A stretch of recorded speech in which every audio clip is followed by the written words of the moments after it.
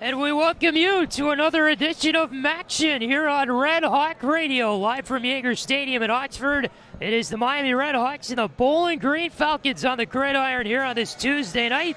The second week of home action for the RedHawks, and an important one at that. Alongside Jack Schmelzinger, Patrick Geshan with you here high above the field at Yager Stadium. So the RedHawks need 2 more wins in 2 more games left this season, including tonight, to go to the MAC Championship, clinch the MAC East title. A win tonight will give Miami bowl eligibility, or a win in their next game against Kent State to close out the regular season. So that's the scenario going in. The RedHawks know they control their own destiny. And so, Jack, it starts tonight against a Bowling Green Falcon team that doesn't have the best record, but they've had some pretty good wins this season down the stretch. That's right. This is a huge game for Miami. You mentioned some good wins this season for Bowling Green. Mainly, you're talking about that Minnesota game earlier in the year where they ended up beating the Golden Gophers 14-10. A big win against a Big Ten program. But since then, the Bowling Green Falcons have been really pretty putrid. They only have 1 win since that game.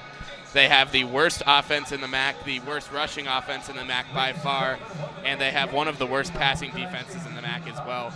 The RedHawks should look to try to force them into the air tonight, or force them to stay on the ground tonight, rather.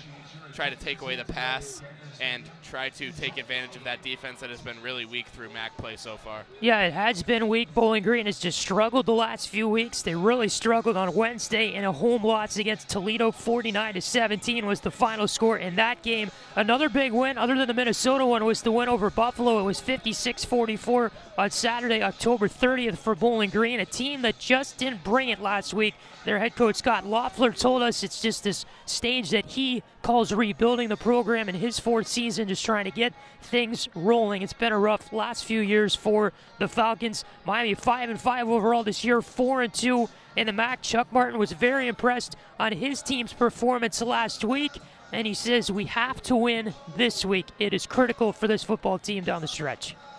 Yeah, that's right. Like you said, big implications here tonight. Right. Bowl eligibility on the line, a berth in the MAC championship title game on the line. A must-win, you could say, here for the RedHawks tonight. Yeah. So a little delay here at the start. So for those of you that attend Miami football games regularly, you know that the RedHawks come out to the smoke effect, if you will, of the fire extinguishers out to our left, and when they come out of the Gunlock Athletic Performance Center. So, of course, they do that here tonight, the fire extinguisher smoke effect. But all the smoke, if you will, or whatever comes out of a fire extinguisher is just hanging in the air right now over Yager Stadium. And we have this big foggy cloud above the field. In addition, in the RedHawks end zone is all the powdered remnants of the fire extinguisher. So I don't know if we're going to play through that, but they had to delay the game a little bit here, the officials, because the smoke was so thick that we can't even see the field from up here. Now we're starting to be able to, but let alone the viewers on TV watching on ESPNU tonight wouldn't be able to watch the game. So the smoke is finally blowing out. Our wind is in the 10-mile-per-hour range coming from the east tonight. And the RedHawks and Falcons will be ready to kick off here momentarily to begin the football game. RedHawks in their home red uniforms tonight with the white numbers on the front, white on the back. Bowling Green and white uniforms, the orange number on the front and back, and the orange helmets. RedHawks wearing white helmets tonight.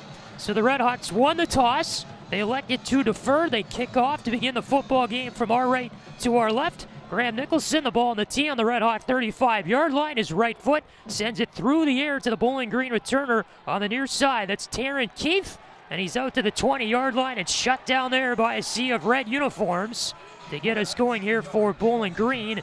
And they'll have a 1st and 10 drive to begin the football game from their own 20-yard line. Like we said earlier in the broadcast, this Bowling Green rush offense is pretty weak. They are the only team in the MAC to average fewer than 100 rushing yards per game. RedHawks should try to keep them on the ground here by shutting down the pass. Yeah, 98.4 yards per game on the ground this year. That's dead last in the MAC for Bowling Green. Matt McDonald is their quarterback from Newport Beach, California. 1st and 10 for Bowling Green from their own 20-yard line. McDonald a pass to open up things in this one from scrimmage. It's to the far side for a completion and a pickup of maybe 6 or 7 over there to, I believe, number 18 in white, Austin Osborne, California native, who had 50 yards last week. It through the air for Bowling Green against Toledo. Actually say a gain of 4, so it'll be 2nd and 6 now from the left hash on the Bowling Green 24-yard line. RedHawks are not in those gray uniforms. From last week, they gave us number issues. Thankfully. Empty backfield here on 2nd and 6. A throw by McDonald to the near side is complete, but tripping up on the field all alone was the receiver, number 20, Jamal Johnson. And so he's going to actually lose a yard or two here for Bowling Green. Johnson just a clean trip. No gain, they officially say. It'll be 3rd and 6 here from the 24-yard line for Bowling Green, their own 24.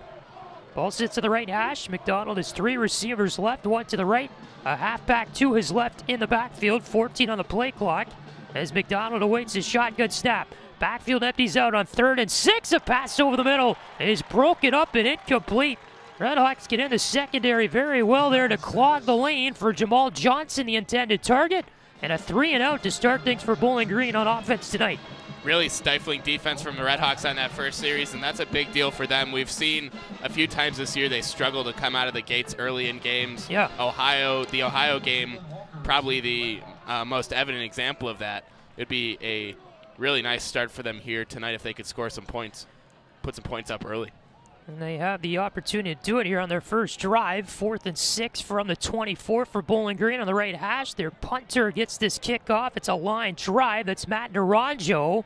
Does not even reach the RedHawk returner, Jalen Walker, standing at the Miami 35-yard line. It takes a hop on the RedHawk 45 and will trickle its way down for the touch-up at the Miami 38-yard line, surrounded by white uniforms of Bowling Green.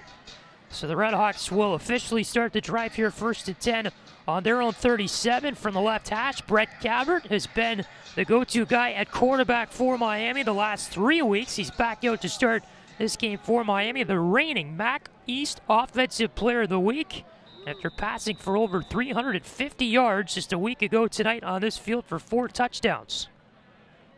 And none of those were season highs for Gabbert.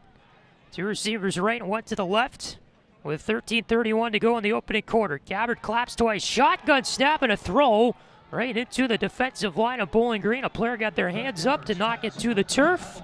And the incomplete pass on 1st and 10 brings up 2nd and 10 from the RedHawk 37.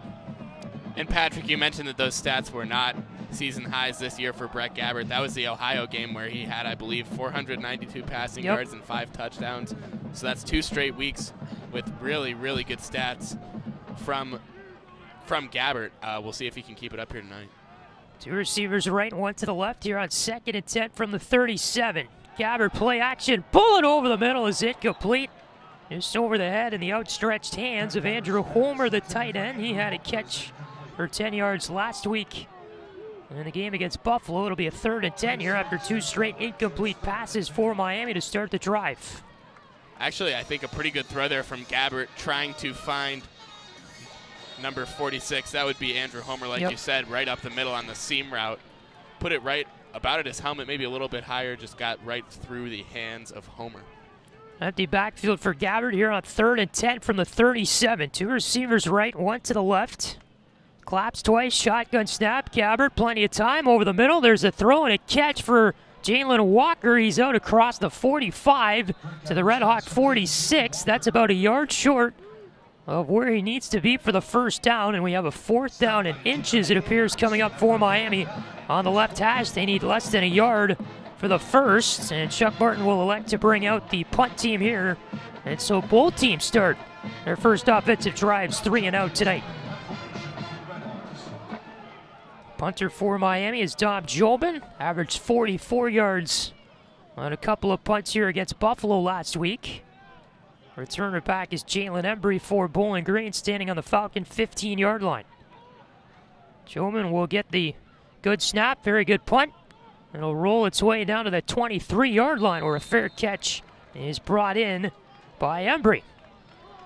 And so Bowling Green will begin the drive, 1st and 10 on the right hash, their own 23. But before that, a signature action moment, media timeout, and we're back in a moment. 12:30 to go in our first quarter. No score, Miami and Bowling Green. Falcons have the ball when we come back, and this is Miami football on Red Hawk Radio.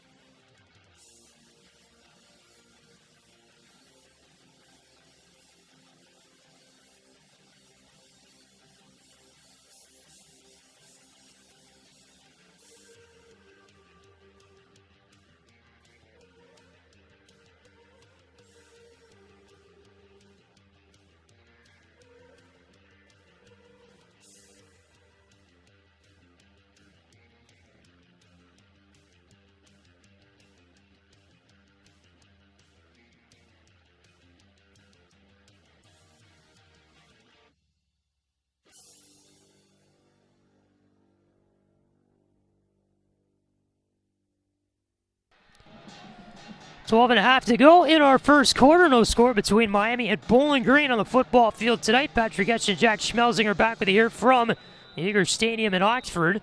So both teams go 3 and out to start their drives on offense this evening, and the Falcons here will take over with their second drive of the game. Ball on the right hash, 1st and 10, 23. McDonald airs it out to a wide open receiver down the field, but it is dropped. I mean, literally wide open was number 86 in white, Tyrone Broden, all the way down on the RedHawk 30-yard line. When the pass went through his arms, it was very well thrown by McDonald, right on point. Couldn't have been any better. And Broden just a clean cough it up. Would have had a touchdown there. 2nd and 10 from the Bowling Green 23. Yeah, like you said, Patrick, Tyrone Broden just completely beat Miami.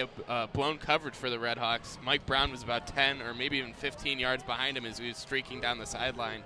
Just couldn't come away with that one. So from the right hash, McDonald, a quick pass on 2nd and 10. That went off a RedHawk arm on the defensive line and a flex wide for the incomplete pass. 3rd and 10 coming up now from the 23. I have a feeling we're going to see that on the Come On Man segment before Monday Night Football next week, because these games have been on there before. 2 receivers left, 1 to the right. Halfback on the left side of the backfield for McDonald. Comes back with pressure on the 3rd and 10 pass. That's over the middle and going to the far side with a first down and a catch. Out of bounds to the Bowling Green 43-yard line is the receiver. That might be Austin Osborne. And it is for the 1st and 10 and a pickup of 20 on the far side as Osborne the pass inside, and he found plenty of room up the field. Really good look there for Osborne. So now the ball on the left hash, 1st and 10 from the 43-yard line of Bowling Green. High snap, the handoff here goes to the running back, number 4, Terrian Stewart. He tries to take a 90-degree angle to the near sideline and then cuts up near side of the field near the numbers. That's a gain of 3 to make it 2nd down and 6, they say, officially coming up from the Bowling Green 47. Terrian Stewart, the redshirt freshman from Memphis. He had a season high in attempts last week on the ground with 13 at 42 yards on those 13 attempts, plus a touchdown. Empty backfield for McDonald here on 2nd down and 6. Pair of receivers on either side. They'll await the shotgun snap here with 11:10 to go in the first quarter. McDonald, far side pass. That is too high for the intended receiver, who was awaiting it right at the first down line. And over the hands there of Taryn Keefe, the redshirt freshman. So far, Miami's sending a lot of disguised pressures, trying to confuse those offensive linemen on their assignments, and so far it's worked pretty well. Yeah. McDonald there a little bit rushed on that from the four-man rush from Miami, and that caused him to throw that one just a little bit high. 3rd and 6 for Bowling Green. They're 0 for 1 in that department, or 1 for 2, I should say, in that department tonight. 2 receivers on either side. Shotgun snap. McDonald, the backfield empties. And a pass near side is incomplete. Knocked down by the hands of number 15 in red for Miami. And that was defensive back Matthew Salopek as a receiver trying to run a slant route from the near side. And Bowling Green is forced to punt, 4th and 6 on their own 47. 11:01 to go in our opening quarter. So there have been 3 drives in this game combined between each team in the first not even 4 minutes. A good old traditional Ohio smash mouth football game, right? Smash mouth. Field position game. Yes, sir. This is an all-Ohio matchup tonight. On for the punt for Bowling Green to get it off. That is Matt Duranjo. Jalen Walker picks it up at the RedHawk 15, moving to the far side, and a gain of 10 on the punt return for Walker before he's forced out at the RedHawk 25-yard line.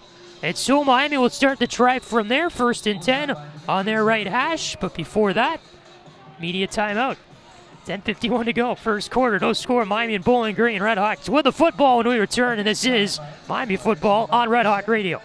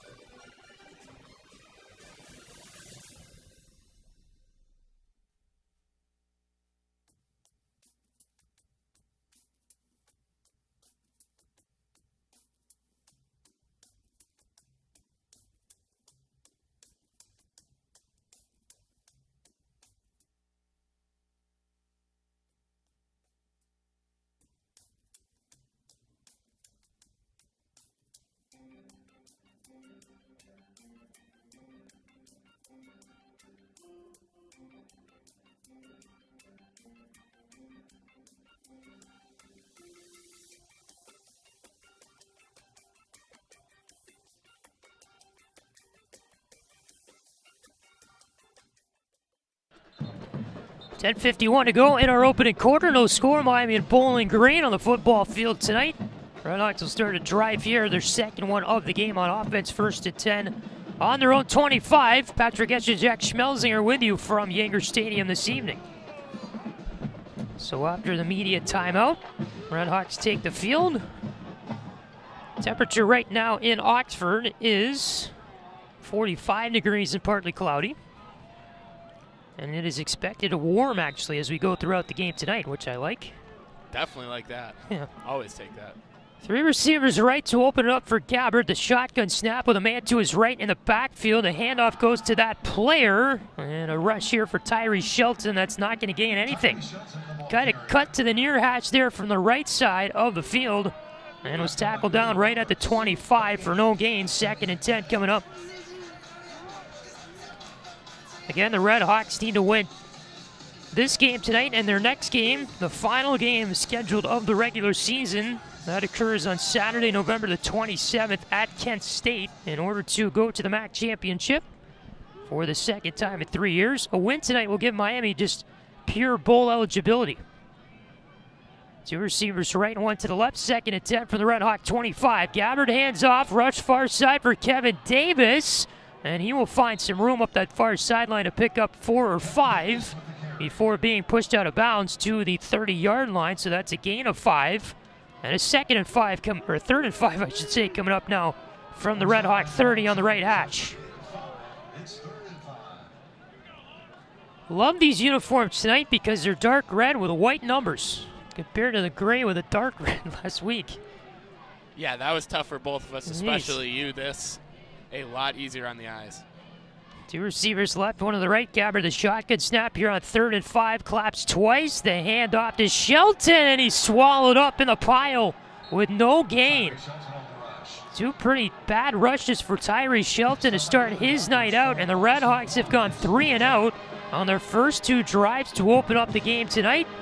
It'll be 4th down and 6 from the 29-yard line for Miami of their own, and the punt team is on. Jobin and company take the field, awaiting back at the Bowling Green 25-yard line is their returner and Jalen Embry. 10 on the play clock here. Jobin will get the snap on the RedHawk 15, send it off with his right foot. This will take a hop on the Bowling Green 40, and the RedHawks pounce right on it there. Salopek with the touch, and so it will be a 1st and 10 to start the drive out for Bowling Green. Yes, officially they mark it on their own 38. 8:55 to go in the opening quarter. Miami and Bowling Green on the football field tonight. Thank you so much for joining us, spending part of your Tuesday evening here on RedHawk Radio. Final home game of the year for the RedHawks on the football field. So Matt McDonald and company back out for Bowling Green. They'll have it 1st and 10 here from their own 38, and a handoff on that 1st and 10 play. And breaking through the pile is Terrian Stewart, and he's gone for the touchdown. Stewart beat 2 men at the line, and before you could blink, he was gone down the field. And Terrian Stewart with a 62-yard touchdown rush to put Bowling Green on top, 6-0. To open the scoring in the football game with 8:42 to go in the opening quarter. That Miami defense really stacking the box on that play. Like you said, the Bowling Green running back only had to beat 2 Miami defensive players. With the box stacked so heavily, there was really no one in the secondary to chase him down. And he made no mistake, took it all the way to the house. So Stewart there will put Bowling Green up 6-0. And the PAT try on is Nate Needham for Bowling Green, and he will pop this one right through the uprights. He hasn't missed a PAT since week 2 at home against South Alabama on September 11th, and that is going to put the Falcons up 7-0 with 8:42 to go in the opening quarter on what was a 2-play drive for Bowling Green.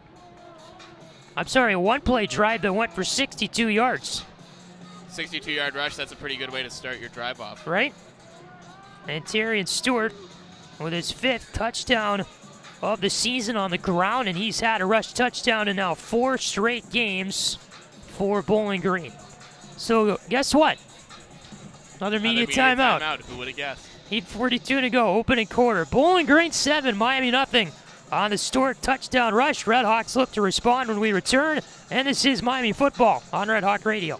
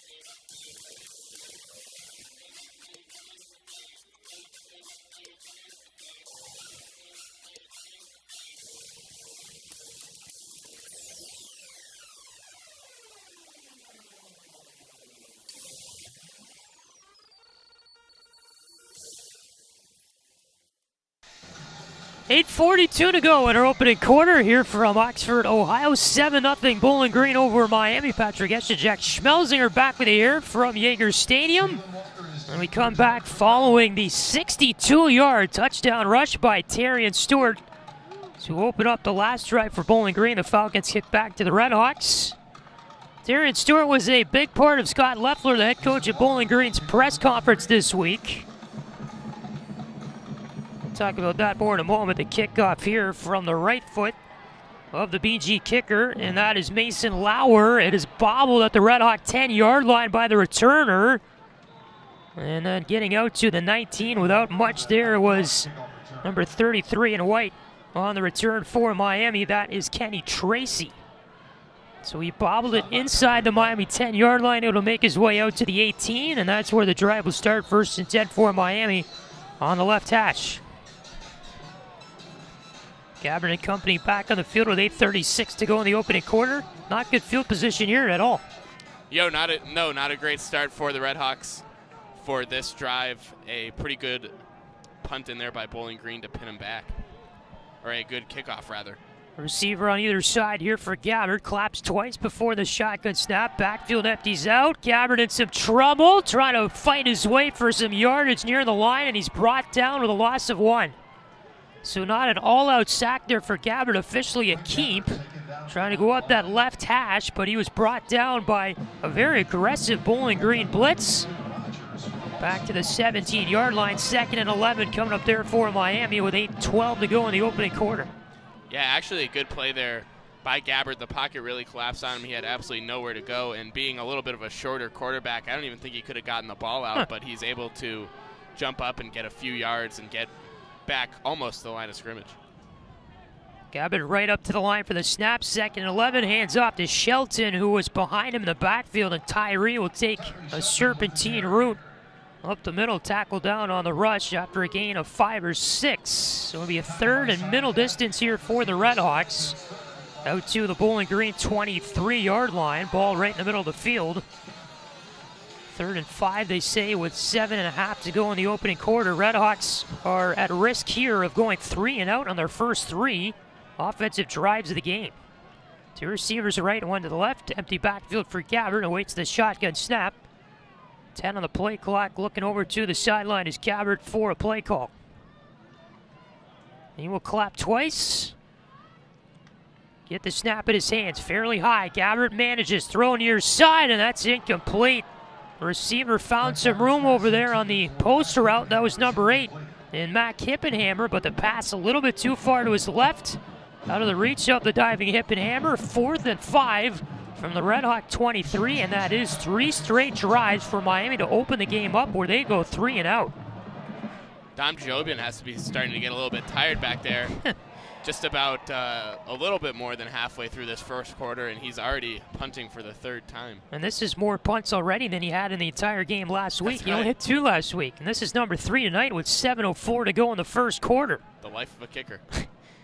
Right-footed punt by Jolman is back to return for Bowling Green as Jalen Embry fields it at the BG 30-yard line and pushes his way forward through red uniforms out past the 40 to the Falcon 43. So that's a 13-yard return for Embry. And now we'll have a Bowling Green drive that begins 1st and 10 on their own 43-yard line here on the left hash with 6:54 to go in the opening quarter.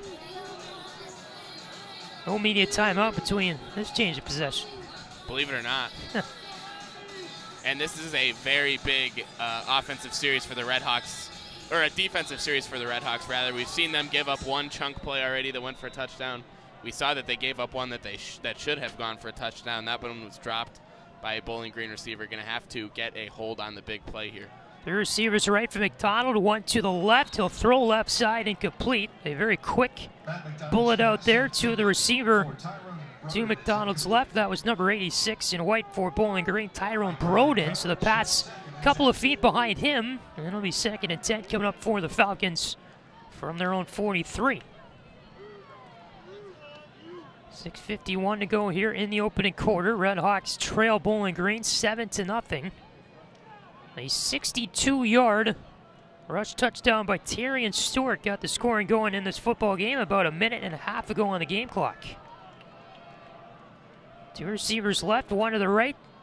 Right up to the line for the snap. There's McDonald. Play action, throw inside. That's to the far side. Little screen look and swallowed up in the backfield with a very healthy loss. Is the Bowling Green receiver as the RedHawk defense read that very well. And the catch was brought in there by Cameron Butler of Bowling Green. So there's a big loss of 5. 3rd and 15 is coming up for Bowling Green from their own 38. Ball will sit here on the left hash. McDonald will have a shotgun stab. Man to his right as the halfback in the backfield. 3 receivers out right for McDonald. 8 on the play clock. 3rd and 15 from the Bowling Green 38. McDonald in trouble, rolling near side. In the pocket, trying to cut his way through, and he's brought down at the Bowling Green 35-yard line. McDonald there just slid down after scrambling all over the pocket, trying to find some options. He had done, and the RedHawks will force Bowling Green out here on a 3rd and out. Yet another one in the game for either team. It'll be 4th and 18 for the Falcons here from their own 35. And another punt. Let me know if I'm mistaken, Patrick, but I think so far it's been either a 3 and out or a 1-play touchdown. Isn't that right? That's our game so far. On every single drive between each team. Action. It's just not an offensive night tonight. Must be the late start. This punt is blocked, and the RedHawks pick it up deep in Bowling Green territory. And tackled inside the 5-yard line are the RedHawks. They got to the punter quickly and early. Naranjo never had time to get it off. And then when he did, right there to pick it up for the RedHawks to get a piece of it was number 90 in red, Kanan Woolard, the defensive lineman. Picked up the block punt, carried it inside the 5-yard line of Bowling Green, was tackled there, and it's going to be 1st and goal from the 3 for Miami with 5:18 to go in the first quarter. Naranjo, one of these rugby-style kickers, and he does it about as pronounced as anyone I've seen in college football. Takes 2 or 3 steps over to his left before ripping off the punt, and that gives the opposing team a little bit more time to get in there and try to get a hand on that thing. Miami took advantage of Naranjo there. Handoff here from the 3. Gabbert to Tyree Shelton. He's brought down with no gain, trying to go right up the gut. Bowling Green read it well with the blitz. 2nd and goal coming up from the 3. So we saw 3 and outs. We saw one 62-yard touchdown, and now we have a blocked punt to add to the fun tonight with just inside 5 left here in our first quarter. Great opportunity for Miami to hit the scoreboard for the first time tonight here. Down 7-0 to Bowling Green. 2nd down and goal from the 3 coming up for the RedHawks toward the right hash. And the end zone to our left after the block punt. Gabbert right under center for the snap. A man in motion comes from the far side as the receiver, and that's Davis. He got the handoff and up the left side for the touchdown. Another rush touchdown for Kevin Davis. That'll be his 3rd of the year. And first since the LIU home game on September 18th for Kevin Davis. And the RedHawks 1 PAT away from tying it. 7-6 Bowling Green with 4:29 to go in the opening quarter. Nicholson is on for the PAT. Graham Nicholson, a Cincinnati native and freshman. Last week he broke a streak of missing a PAT in 3 straight. And this is blocked. Bowling Green gets out to it. Ball bobbling around in RedHawk territory. Picked up by number 3 in white and tackled down. Never mind, he stayed up. And then forced out of bounds at the RedHawk 30-yard line is number 3 in white for Bowling Green. And the cornerback, Devin Taylor. My God, so we had a block punt that results in a RedHawk touchdown, then a block PAT. A flag is out on this as the return by Taylor. So we, of course, never got to the end zone for the 2 points. And the flag is a sideline warning against Bowling Green, so there will be no yardage penalty on that, but my goodness, what a crazy play. So Nicholson's PAT blocked. You had Taylor for Bowling Green trying to carry this one down the field. He did very well, returned it for about 60 yards or so until forced out on the far sideline, and it remains a Bowling Green 7-6 lead after the RedHawk touchdown here with 4.5 to go in the opening quarter. Yeah, just a crazy start to this game. One play touchdowns, blocked punts, blocked field goals. Half the field is covered in fire extinguisher powder. And look up there. There is a full moon tonight, Patrick. A perfect environment for action. Yes, if only it was Friday the 13th or something. And the 8 o'clock start. Gotta love it so far. These fans getting their money's worth tonight. And we're not even done with the first quarter yet. 4:29 to go in it. Another kickoff in this game. I feel like half the game's been special teams. Yeah. And the special teams have kind of been the dictating force in terms of our scoring tonight, at least on Miami's side.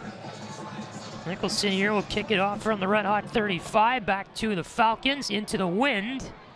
Picked up at the Bowling Green 3 by Taryn Keith, cuts to the far side, and he will be swallowed up by the red uniforms at the Bowling Green 20-yard line for a 1st and 10 from there on the left hash to open the next drive for the Falcons with 4:23 to go in the opening quarter. 7-6 Bowling Green on top, so the RedHawks get the touchdown after the blocked Bowling Green punt on the Falcons' last drive. But then Bowling Green blocks the Miami extra point attempt to keep us at 7-6. So McDonald and company on the field, the Bowling Green offense. Receiver on either side, halfback to McDonald's right in the backfield before the shotgun snap. 1st and 10 from officially the 19 of Bowling Green. And the rusher here on the snap is swallowed up after a gain of 1 or 2. That was Stewart. Trying to go right up the gut for Bowling Green. It's 2nd and long upcoming here from the left hash. Our student section tonight is not really a student section. It's just a bunch of students sitting over there on the far side, but they did come out much better than last week. On the near side, the general admittance crowd is what we like to call the standard Miami football crowd. That's right. A pretty good showing, I agree, especially because it's a little colder than it was last week. Two receivers right. McDonald at 2nd and 8. Throws near side and blown up without much gain. There was number 19, Taryn Keith, but a flag is down right at the line of scrimmage in the Bowling Green offensive backfield. I have a feeling this might be against Bowling Green maybe, and it is offensive holding. So, Falcons will be sent back 10 yards here. And we'll replay the 2nd down. Good thing there for Taryn Keith, the receiver on that last pass. He got blown up at the 20.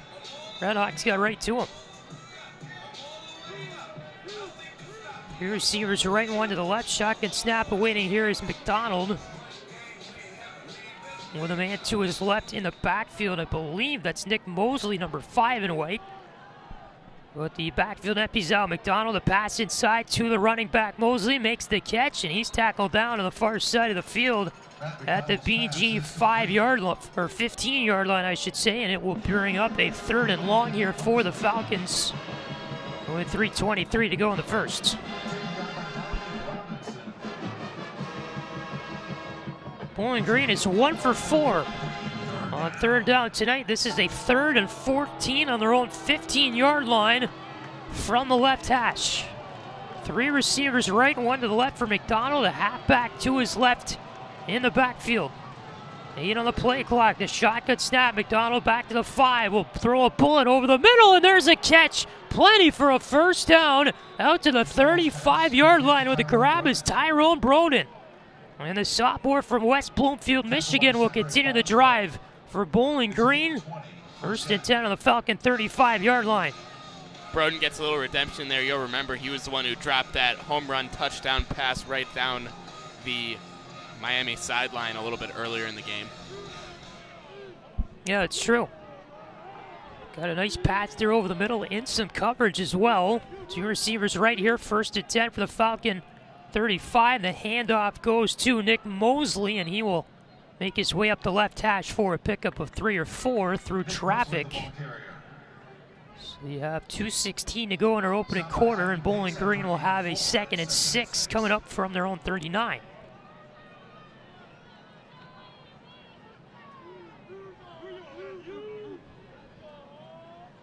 Bowling Green looks to the sideline for the play call, their offense. Up 7-6 here late stages of the opening quarter. 2 receivers right, man 2. McDonald's right in the backfield. It's Mosley who will get the handoff, goes far side again, and he's tripped up just past the Falcon 40-yard line out to the 42. And a 3rd and about 3 up comes here for Bowling Green. It will be much more manageable than the 3rd and 14 they had in the last conversion during this drive. 3rd and 3 from the 42 on the left hash. Receiver on either side here for McDonald. Rushes to the line with the play clock at 13. Man to his left in the backfield is the halfback. That man will now come to the right side in the formation as a receiver. That's Taryn Keith. Flags galore as they snap the football with plenty of movement all over the place. And we will await the call. I've got a feeling this is going to be a false start on everyone on the Bowling Green offensive line. They just call an illegal snap. Illegal snap. Don't worry about who did it. Guess it has to be one of 2 people, right? I guess it has to be one of 1. I don't know. Must be the center, I guess. 3rd and 8 now for Bowling Green. They're pushed back 5 yards to their own 37. After the entire 11-man offense commits the foul there. Bowling Green is 2 for 5 on 3rd down tonight. 2 receivers right, 1 to the left for McDonald. Man to his left in the backfield. Backfield empties out. 3rd and 8. McDonald, some time, rolling near side. Bullet down the field. Far side, and that is incomplete. Sterling Weatherford got in there to break it up.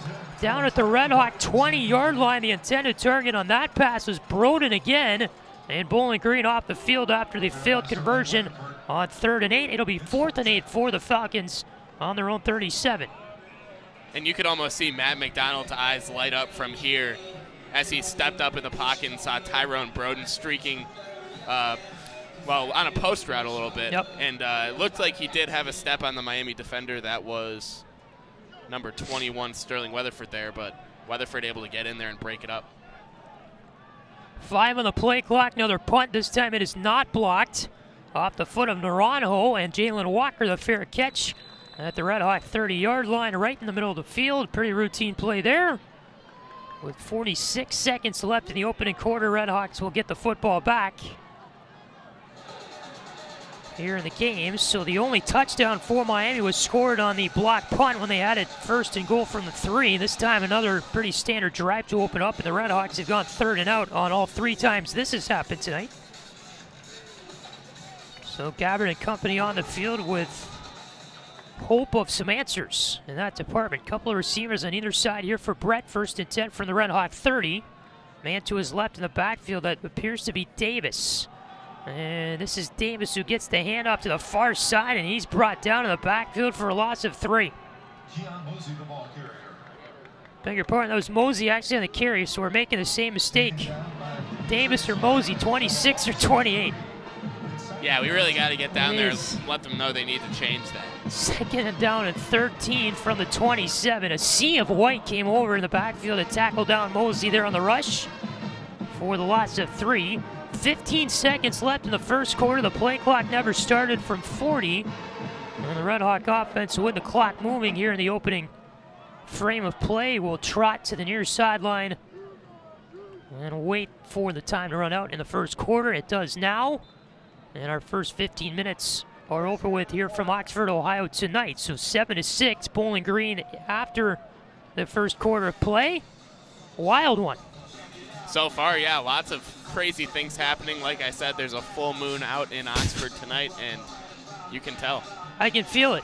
Block punt for what eventually went for a RedHawk touchdown on a drive. Bowling Green got the scoring going with a 62-yard touchdown rush from their running back, Tyrion Stewart. And just a bizarre way to open up this Tuesday night action contest here from Oxford tonight. Bowling Green 7, Miami 6. Our second quarter comes your way next. This is Miami football on RedHawk Radio.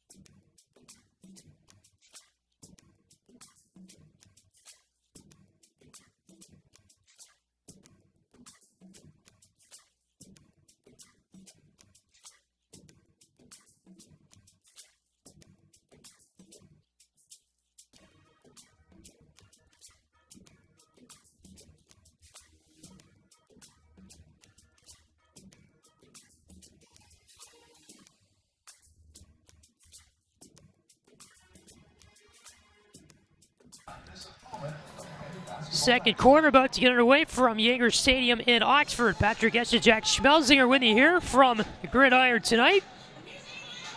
And a Red Hawk drive that continues with a second down at 13 from the right hash on their own 27-yard line. Red Hawks move right to left. Left to right here in the second quarter. Down 7-6 to the Falcons from Bowling Green. So 10 on the play clock here. Gabbert and company back on the field. Two receivers left, one on the right. Shotgun snap in Gabbert's hands. And a quick throw over the middle is complete to Jalen Walker for the first down. He's out to the Red Hawk 42-yard line on the quick slant route from the right side. A little offense here for Miami. They're going to get that going. Two receivers left, one on the right. Shotgun snap. Gabbert will hand off to the halfback to his left in the backfield. And there with a pickup of 3 or 4 is Kenny Tracy. So it'll be a 2nd and 6 coming up from the 46 of Miami. Another know-how-to play. Gabbert from the shotgun. Two receivers on either side. Play action. Brett scrambles far side from the pocket. Being chased down, and he's brought down for a loss. Is getting quickly on Brett Gabbert there was number 34 in white. And Brock Horn, the linebacker, escaped from the line and chased Gabbert down to the far side of the field. No gain on the play, 3rd and 6 from the 46. We saw Miami have a lot of success with that no-huddle offense last week. It's interesting to see them kind of bring it out here when they really seem to need it most. They really haven't been able to get anything going on offense so far. Be interesting to see if they lean on it the rest of this game. Empty backfield here for Gabbert on 3rd and 6 from his own 46-yard line left hash. Couple of receivers on either side. Backfield empties out. Gabbert bullet far side and incomplete. That was a few feet ahead of Hippenhammer, who took a hit after the pass was incomplete. No flags in the play. 4th and 6 for Miami. In their own territory here with 13:43 to go in the second. The punt team coming on and Jobin. Man, it's been a tough start for Gabbert. As that time, that pass was rather away from Hippenhammer, the intended target. If he was able to bring that in, would have really helped Miami deep into Bowling Green territory. I feel like some of these passes we've seen him throw this week were complete last week, meaning more on point to the receiver. Agreed. It feels like he's just a few feet off every time. Jobin's punt from the Red Hawk 46 will hit turf at the Bowling Green 22 ahead of the returner for the Falcons. And Jalen Embry, and the Red Hawks pounce on it after it takes a good Miami bounce inside the Falcon 15. And it looks like actually they're going to say there was... Okay, so the Red Hawks followed that football. It was bouncing its way down to the Bowling Green 15, but they say a Miami player must have touched it on the Bowling Green 21. And so that's where the drive begins for the Falcons here with 13:39 to go in the second quarter. The officials kind of reversed their call on that one. Media timeout here from Oxford, just getting underway in the second quarter. 7-6, Bowling Green with the football when we return. And this is Miami football on Red Hawk Radio.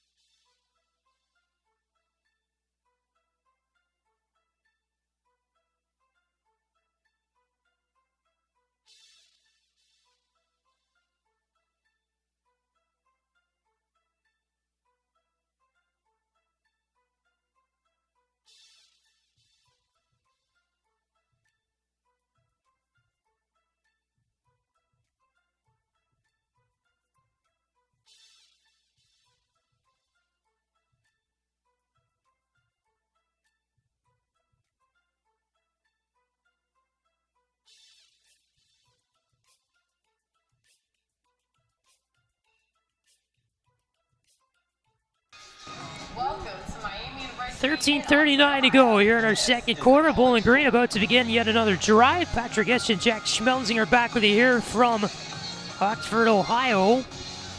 Fairly chilly Oxford, Ohio on this November night. At 45 degrees and partly cloudy. Doing all right when the wind's not blowing. Yes, we're good as long as that doesn't happen. Full moon night as well. Two receivers right here to start the drive for Bowling Green. 1st and 10 on the right hash, their own 21-yard line, and it will begin with a loss of 1. On a handoff to number 4, their running back at Terry and Stewart. He's brought down trying to go up the gut right side of the field. RedHawk blitz gets to him, and it will be a 2nd and 11 here coming up from the 20. And really neither team can get anything going here offensively tonight, even though it's 7-6 on the scoreboard. Both of those scoring plays, you could argue, are just a little bit fluky.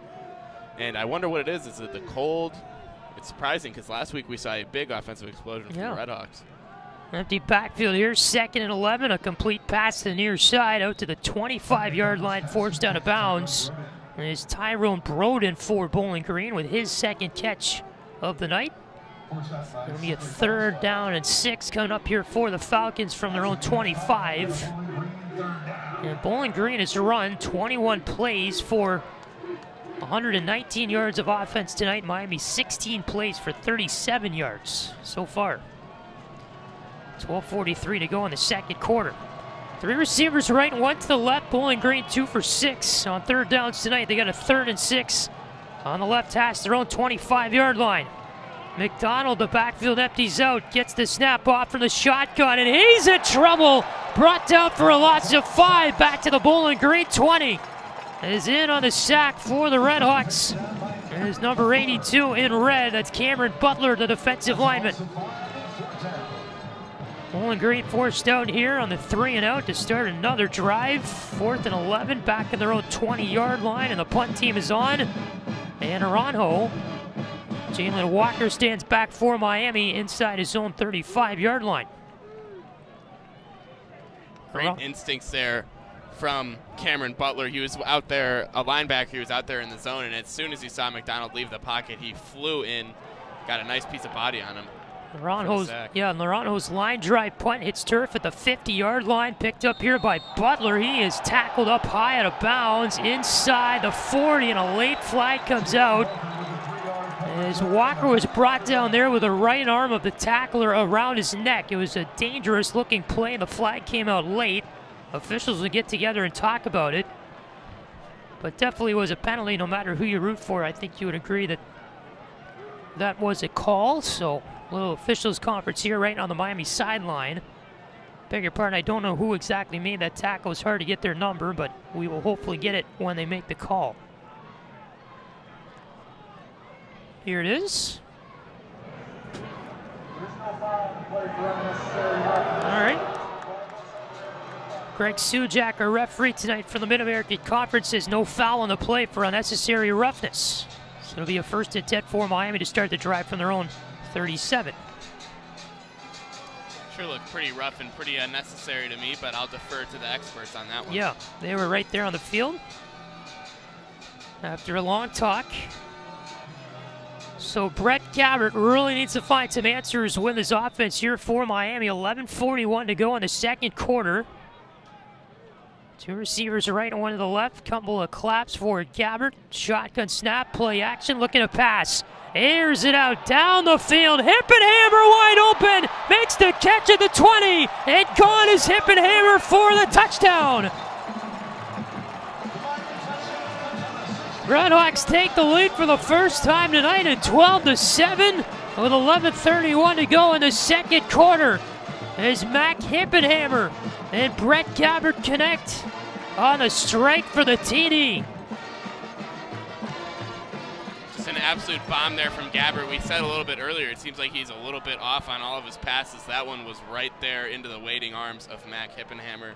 Didn't even have to break stride on his way into the end zone. No, pretty standard wide open play for Hippenhammer down the field. Nicholson will add the PAT, but a flag comes out after that goes through the uprights. So we'll see about that here. You don't often see a flag on a point after touchdown. No, especially after the ball basically hit the ground following the kick.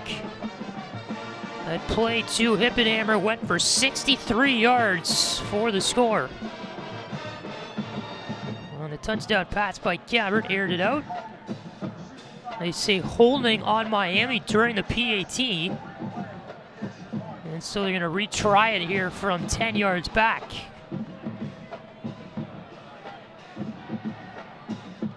So this ball, instead of being placed for the snap on the 3-yard line, is going back to the 13. And that makes this PAT try a little bit harder for Nicholson. And again, the RedHawks did not get the PAT on their first touchdown of the game. So it's 12-7 right now, Miami on top. So this makes it a little bit more crucial, especially if this is going to be a close one tonight. A little surprised to see them not going for two. At least in the NFL, you almost always see teams with 6 points go for two after scoring a touchdown. Right. So Nicholson from 31 out to add the PAT from the middle of the field, and that is good. No trouble there for Graham Nicholson. Gets it right down Broadway, and it's 13-7. Miami win the lead in the football game with 11:31 to go in the second quarter. So the RedHawks find their stride a little bit on offense to close out that drive. A 63-yard touchdown pass for Brett Gabbert to Mac Hippenhammer. It is Mac Hippenhammer's second touchdown reception of the year to give Miami the lead at 13-7. We are back in a moment. You're listening to Miami Football on Red Hawk Radio.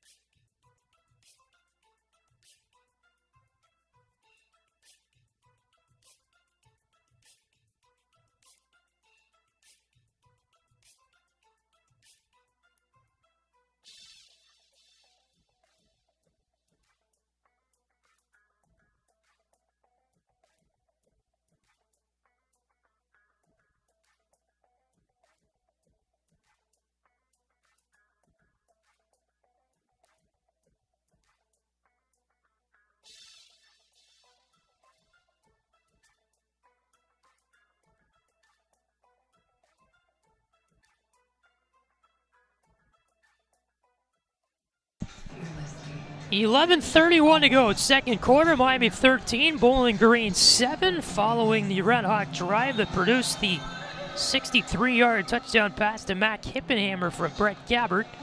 Patrick Geshan, Jack Schmelzinger back here at Yager Stadium tonight. Bowling Green about to get the football back after a Red Hawk kickoff here from their own 35. From our left to our right. Nicholson with the ball on the tee, and he will send it to the Bowling Green returner deep, standing on his own 5-yard line is Taryn Keith.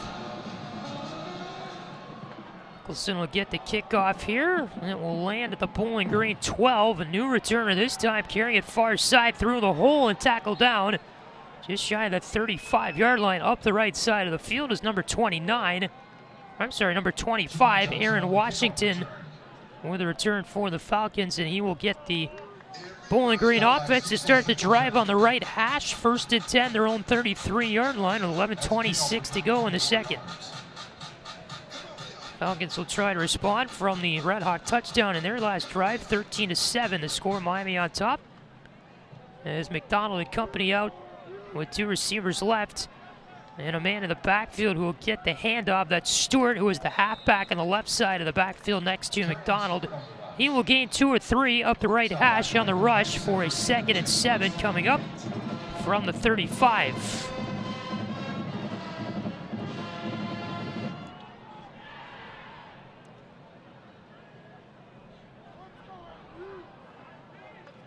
Crowd kind of continues to grow here as we go throughout the game. Temperature growing, crowd growing, moon is full. As this snap kind of messed up, we had a flag coming out though for maybe a false start on the near side. He had a man in motion coming from the right side of the formation for Bowling Green as they passed behind the center. The snap hit them before it got to McDonald in the shotgun, and it is a false start against Bowling Green. Poorly timed there. That ball hit the man coming across, number 8 in white for the Falcons, and Jalen Embry, the wide receiver. So a 2nd and 13 here from the Falcon 30-yard line.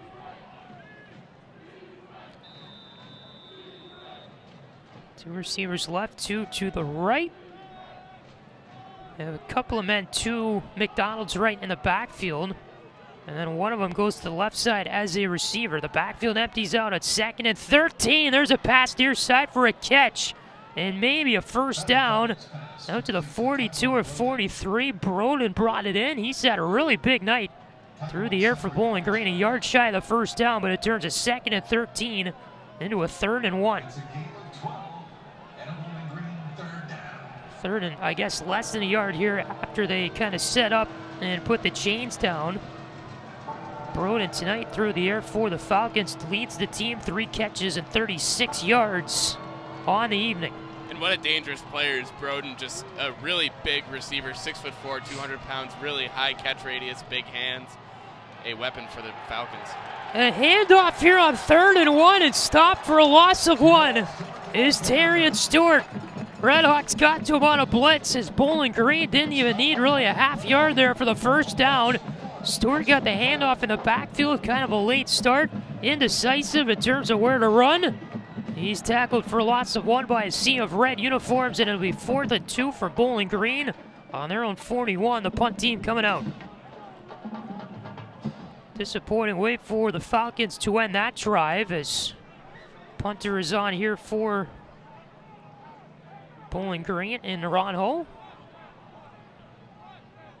Jalen Walker stands back at his own 20 for Miami. Naranjo, the left-footed punter, will send a line drive toward the far side. It hits turf at the Red Hawk 30-yard line. Takes a nice Bowling Green roll down to the 20, where it's surrounded by Falcon special teams players. So we'll touch it up after it stops rolling at the 19-yard line. And that's where the Red Hawks will begin the drive in their own territory when we come back with 8:52 to go in our second quarter. Looks like we will have a media timeout here, so the RedHawks up 13-7, looking to add to that lead when we return. Middle stages of the second. This is Miami football on Red Hawk Radio.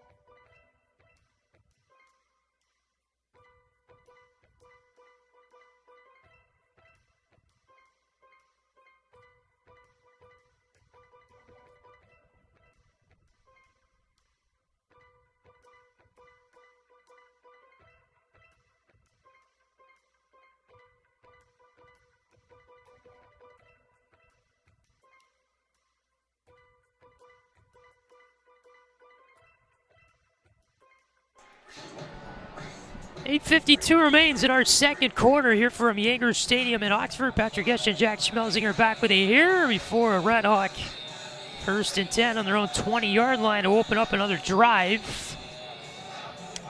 I always like looking at the old people when they play the hip-hop stuff during the media timeouts. What is this stuff these days? Yeah, I'm sure they really enjoyed that Rick and Morty. Two receivers left, one to the right, handoff here to Gabbert's left. The halfback in the backfield was Keon Mosey, and he is gobbled up for a loss of 1. Sia White got to him for Bowling Green. 2nd and 11 coming up here for Miami from their own 19. It seems like any handoff for either team tonight that originates in the backfield, which is pretty much all of them, I guess. Right. But in those types of formations with a halfback to the quarterback's left or right, they just haven't done anything tonight for anybody. Yeah, I think if you looked at the stats, you'd see that you're probably just about correct in that department. Yep. Two receivers right and one to the left. Shotgun snap, Gabbard. Halfback to his right in the backfield. That is Davis. Play action with him. And a bullet over the middle is caught.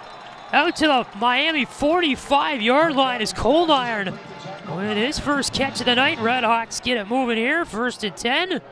They mark him on their own 44, and the no-huddle offense kicks in for Gabbard.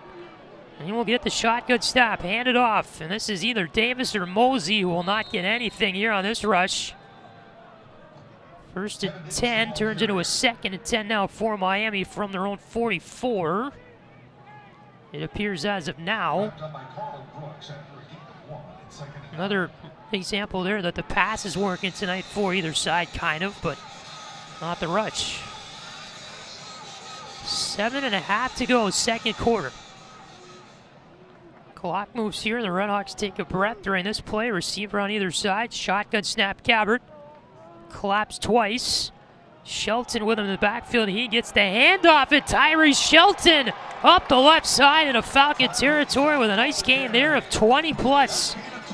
Tackle down inside the Falcon 35. Gain of 21 for Shelton. Limping a little bit as he gets up from the tackle. He's going to have to come out over toward the sideline, but it does move the chains for Miami. 1st and 10 on the left hash, Bowling Green 35-yard line. And finally, those Red Hawk offensive linemen able to get some leverage on the Bowling Green defensive line and in their linebacker core, open up a big hole for Tracy to run through. Big gain there for the Red Hawks. Would love to see them do that a few more times. Two receivers right and one to the left. Gabbard shotgun snap awaits. A couple of claps here before this 1st and 10. Backfield empties out. Gabbard looks to pass. Bullet middle. There is an incompletion. Went into double coverage there down inside the 5. A diving attempt made by Homer for the catch. Kind of almost brought it in with one arm there, but incomplete. That would have been a beautiful catch by Homer. He did get a hand on it, and it almost did look like he was going to grab it. Maybe just a little bit too much heat on that ball there from Brett Gabbard. A pretty athletic play there by Homer, though. It would have been on every social media. Oh, that's for sure. Tonight. Especially on a Tuesday night. Oh, yeah. Couple of receivers here on either side. Gabbard awaiting the shotgun snap. 2nd and 10 from his own 35 left hash. Pitch play near side. A little screen look. Here's Davis with some room to work up that right side of the field. He's tackled down at the Bowling Green 32 with a gain there of 3 yards to make it 3rd and 7 upcoming for Miami on the right hash. Kevin Davis tonight with his 4th rush of the game there. He is 11 net yards on the night tonight. So 3rd and 7. Gabbard a completely empty backfield. 3 receivers left, one to his right. 10 on the play clock. Final check to the sideline for the play call. 3rd and 7 from the 32. Gabbard scrambles back, gets a throw inside for Sorensen, and he is tackled down immediately after the completion for a loss of 3 back in the Bowling Green 35-yard line. Gabbard there took an unusually weird scramble backward, very far back after the blitz came from Bowling Green. He found Cold Iron over the middle, but that was incomplete. 4th and 10 coming up from the BG 35, and Gabbard and company remain on the field here for Miami. So they're going to go for it on 4th down. The first time they've done that tonight. Red Hawks are 3 for 6 on 4th down last week. Two receivers right, two to the left here for Yager. Completely empty backfield. The shotgun snap, standing on the Bowling Green 40. He will shadow one over the middle, and it's intercepted. Back at the Bowling Green 5-yard line. Brought in there by the cornerback, Geshan Jones Jr., and he is tackled down at the 10-yard line after trying to find some room there up the field. And the Bowling Green Falcons, number 1, shut down the 4th and 10 for Miami, but number 2, get the interception. And that's going to give this team some momentum here, down 13-7 with 4:50 left until the break. Just a little pass up the seam there for Brett Gabbert, intended for Jack Coldiron. That ball was a little bit high. Coldiron tipped it with his hand right into the outstretched arms of the Bowling Green defender, and an easy interception for him. At the very least, though, works a little bit like a punt there, backed up pretty far. Give and take. A timeout here has been called by Bowling Green with 4:50 left in the second quarter. Before their drive starts after the turnover, they say officially 1st and 10 here from the 11. And from this, I think we'll have a media timeout as well, and we will. So we'll take that here with 4:50 left in the second quarter. Bowling Green gets the ball back when we return. They're down 13-7 to Miami. And this is Miami football on Red Hawk Radio.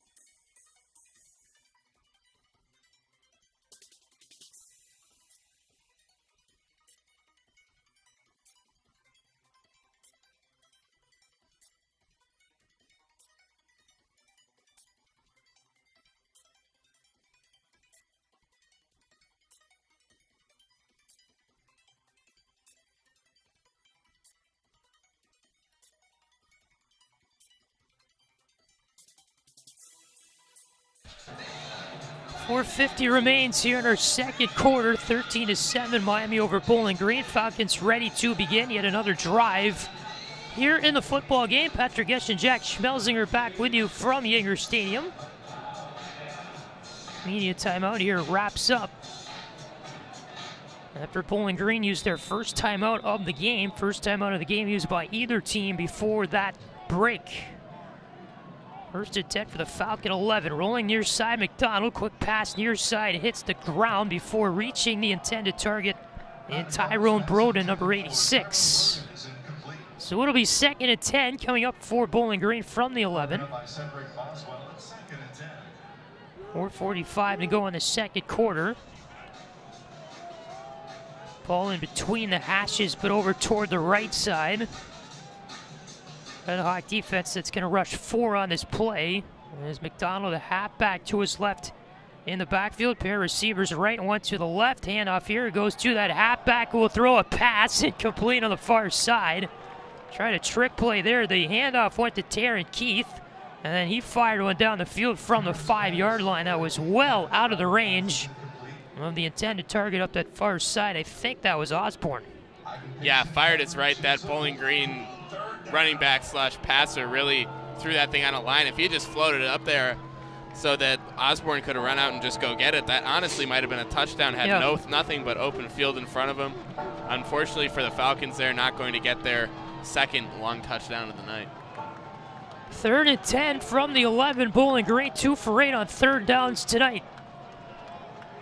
4:40 left here in the second quarter. 4 receivers out left, but a flag here before the snap. It came from the Miami backfield on defense. Get our call. Oh, delay a game. So this is going to send Bowling Green back to the 6 from the 11. Beg your pardon, I was not looking at the play clock there. It has not been an issue really all night for either team. Not at all, but this raucous Yager Stadium crowd really giving Zach McDonald's fits back there for Bowling Green. Raucous crowd that has brought Miami to victory in 13 straight games here in Yager. Last loss is back in 2018. McDonald empty backfield, 3rd and 15, scrambling in his own end zone, and a pass incomplete to the near side. He had to get it off to avoid the safety. It was in the area of the intended target for Bowling Green. Caven Kroom, the wide receiver. And a 4th and 15 here coming up. Another Bowling Green 3 and out in the game. RedHawks are going to get it back here with 4:32 to go in the second quarter. The punt team is on.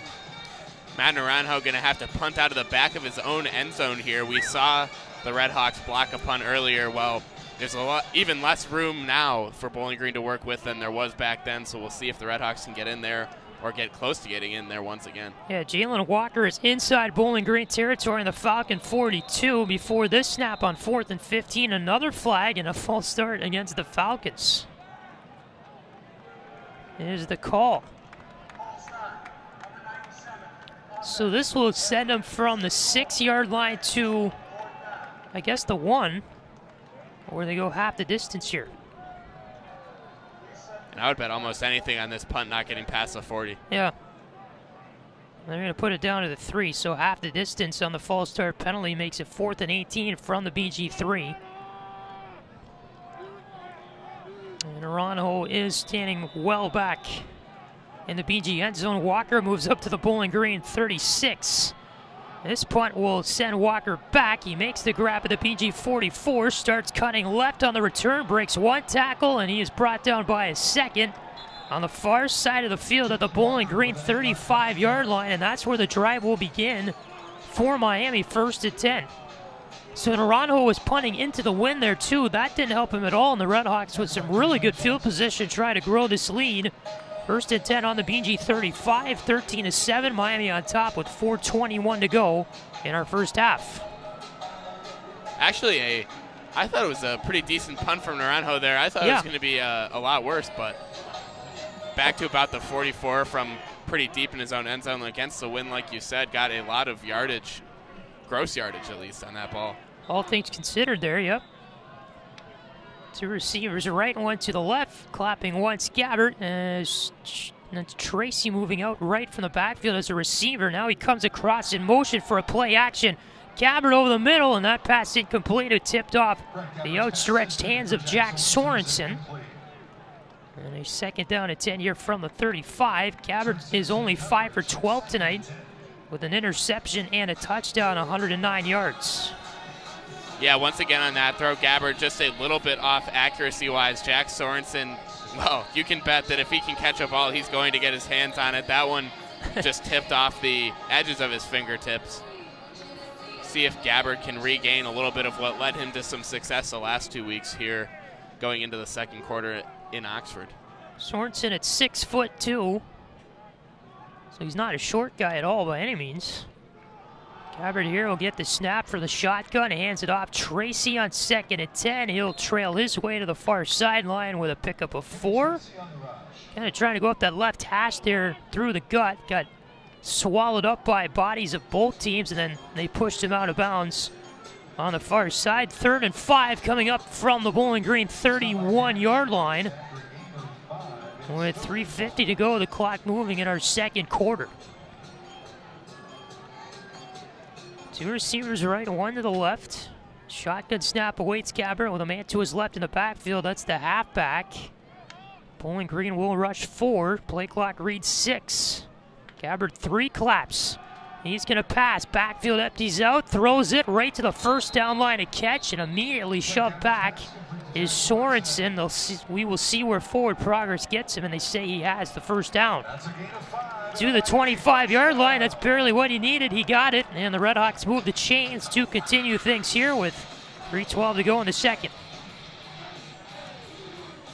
Good catch there by Sorensen. That is going to be his 2nd of the night for 3 yards through the air this evening. Gabbard under center, 2 receivers left, 1 to the right. He is going to play action, roll near side. Gabbard in some trouble. White uniforms collapsing on him, escapes all of that trouble, and Gabbard scrambles his way to the 20-yard line. His jersey was held from behind there for about 5 yards in that sequence. It's going to be a gain of 4 officially here to bring up 2nd and 6 from the 21. And really on display tonight is Brett Gabbard's ability to get out of trouble in the pocket. He is putting on his best Josh Allen impression, really. He doesn't have the size of Allen, but he certainly has the tenacity and the nose for open field. It's a good comparison. The receiver's right, nobody left for Gabbard. 2nd and 5 here from the Bowling Green 21. A flag flies near sideline before this. Ball start on Miami. Movement was from Hippenhammer. He was the closest receiver to the right sideline in a formation of 3 to the right of Gabbard. So 2nd and 11 now from the 26.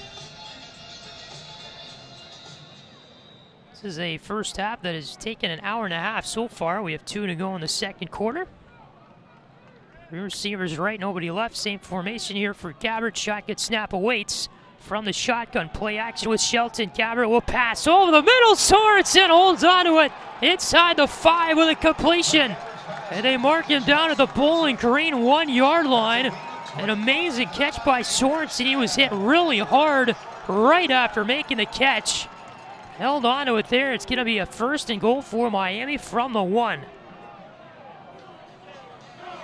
And the 6-year veteran really putting his body on the line for Miami. You can bet that Jack Sorensen knew he was going to get cracked there a little bit at the end of that throw, but he still hung in there, caught it for the big gain. Pretty impressive stuff from Sorensen. 5th-year senior, like you said, for sure. 2 receivers left, 1 to the right. The handoff here from the 1, and up the gut for the touchdown. Or the RedHawks, and Tyree Shelton picks it up. RedHawks extend the lead to 19-7 with 1:26 to go in the 2nd quarter. And it's Tyree Shelton with his 1st touchdown on the ground this season for Miami.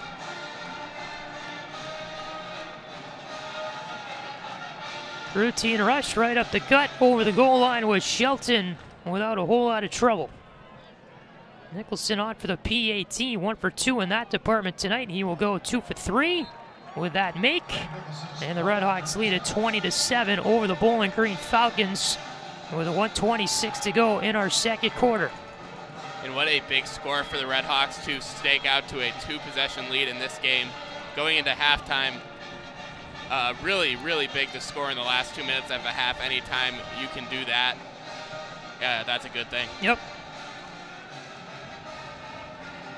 It just seems as though the RedHawks are not really playing their best tonight. Ultimately, their very best we've seen them play this year. In fact, I think it's probably one of the RedHawks' worst performances of the year, you could argue, but Bowling Green has just so much trouble tonight on offense doing anything, and they've been 3 and out on, I think, every drive but 2 in this game tonight by my count. Yeah, that's right. And their only 7 points came from, like we said a little bit earlier, maybe a little bit of a fluky 61-yard touchdown run from scrimmage. And they are definitely going to have to get something going, figure something out in the locker room at half if they want to have any chance of hanging in this game. It's going to be a tall task, but still plenty of time left for both teams to change the narrative of this one. Nicholson had the ball on the tee. It fell over in the wind, and so he'll have to reset that here on the RedHawk 35. The kick will go from our left to our right, back to Bowling Green. We'll run a drive with 1:26 to go in the second quarter following the kickoff. As Jack shakes his hand warmer. That's Man, need more warm. Been a big part of our night up here. Kickoff very strong by Nicholson. This is going to drop out the back of the Bowling Green end zone. First time he's kicked for a touchback tonight. First and 10 for the Falcons will start the drive from their own 25 with, again, 1:26 left on the clock.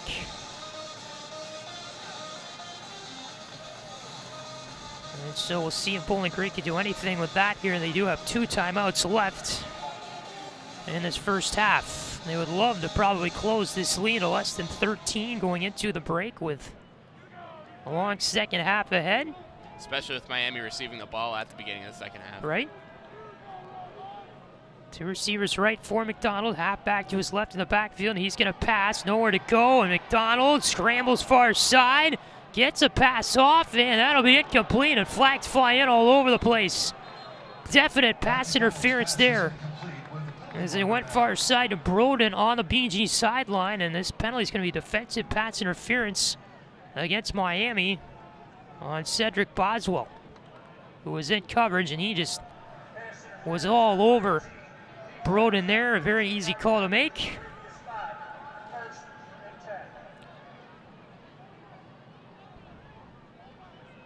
That's one of the clips they show probably in the referee seminars or whatever. This is pass interference. Yeah, that's right.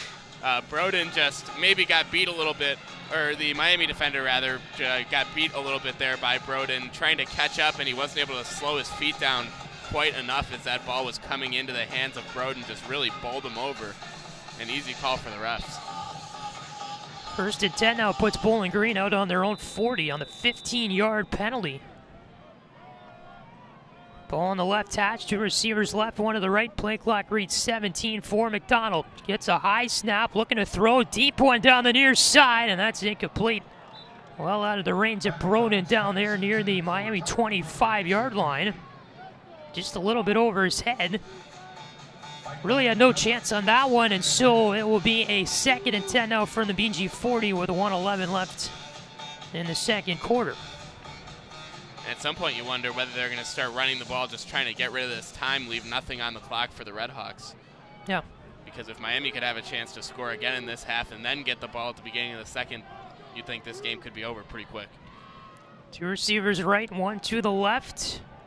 Shotgun snap into McDonald's hands with the empty backfield. Throw over the middle, nearly picked off. That was really not in the area of anybody in terms of receivers for BG. Matt Salopek got a hand on it in the Miami secondary. As Osborne, I guess they're the intended target, but I don't know how they decided that.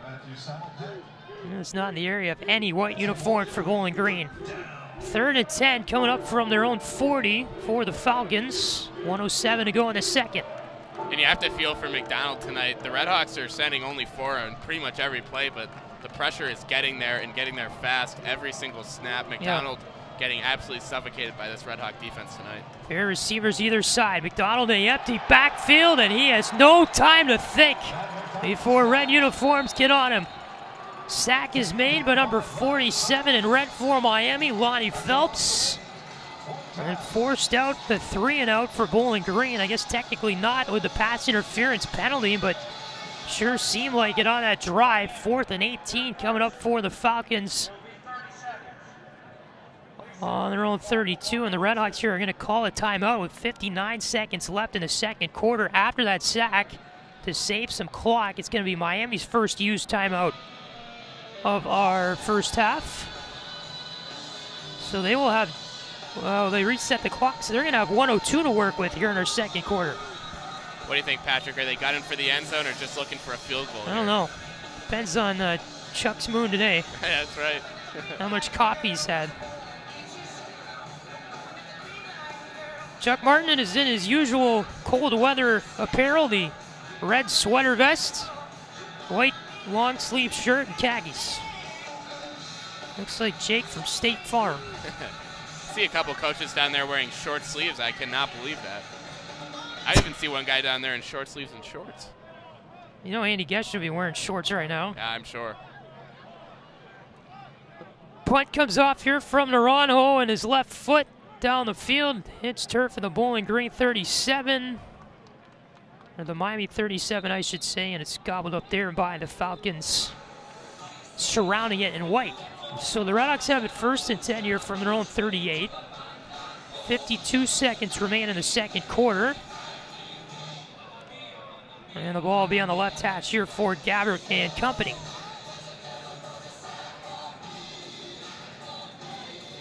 Might be the first time I've done a Miami football game where I've memorized the visiting punter's name in the first 5 minutes. Seriously. Of the game. Two receivers right, two to the left for Gabbert. Man to his left in the backfield. That's Mosey, but a pass coming here. Gabbert with a quick throw over the middle, just trying to get rid of it as white jerseys came in on him very soon. Bowling Green blitz will result in a 2nd and 10 here from the 38 for Miami. Their own 38 with now 48 seconds left in the second quarter.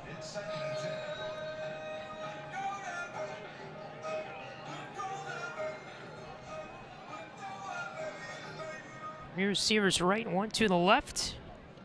Gabbert with a man to his right in the backfield. That is going to be Tracy. Pass play here, screen look near side. Tracy out of the backfield with the reception, and he is angled out of bounds just past the RedHawk 40 to the 41-yard line.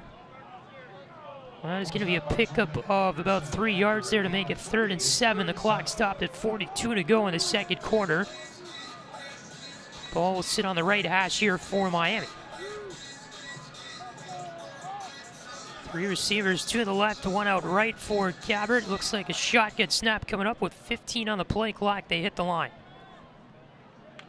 Four rushers will come from the Bowling Green defensive side of things. Gabbert has 6 on the play clock here.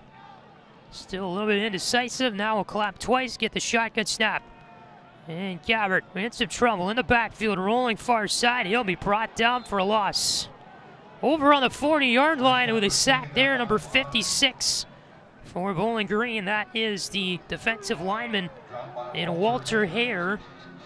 That time Gabbert tried to scramble, made a good effort, but was eventually brought down in the backfield for a 4th and 8 coming up for Miami on their own 40-yard line, and they're just probably going to let this clock run out here to end the first half. There's 12 seconds left on it, and it's moving. Yeah, Bowling Green could stop the game right now and get a punt back from Miami. Looks like they're just going to cut their losses for this half, though. And having watched this half, probably wise move by the Falcons. Yep, that's the case. So the clock hits 0 here to end things in our first half, and the Miami RedHawks take a 20-7 lead over the Bowling Green Falcons into the locker room at the break. So your thoughts? I mean, it was a really wild first quarter. We've seen a lot of 3-and-outs tonight. Special teams have made a big presence tonight, but I think at the end of the day, it's just two kind of football teams. It seems like they're walking through molasses tonight, just trying to get something going, and Miami happens to be a little bit better than Bowling Green this evening. Yeah, right. Like you said, it's not really that Miami has played well. They have had a lot of trouble getting the run game going. Brett Gabbert missing his receivers a lot tonight, and they've even had trouble on special teams. But Bowling Green has just been a little bit more putrid on offense. Both defenses playing pretty well here tonight. And RedHawks, maybe just a little bit of a skill level difference, has them on top right now. Yeah. Important numbers after our first 30 minutes. Miami has 44 rush yards, Bowling Green with 60 in the air. RedHawks 143 pass yards to Bowling Green's 59.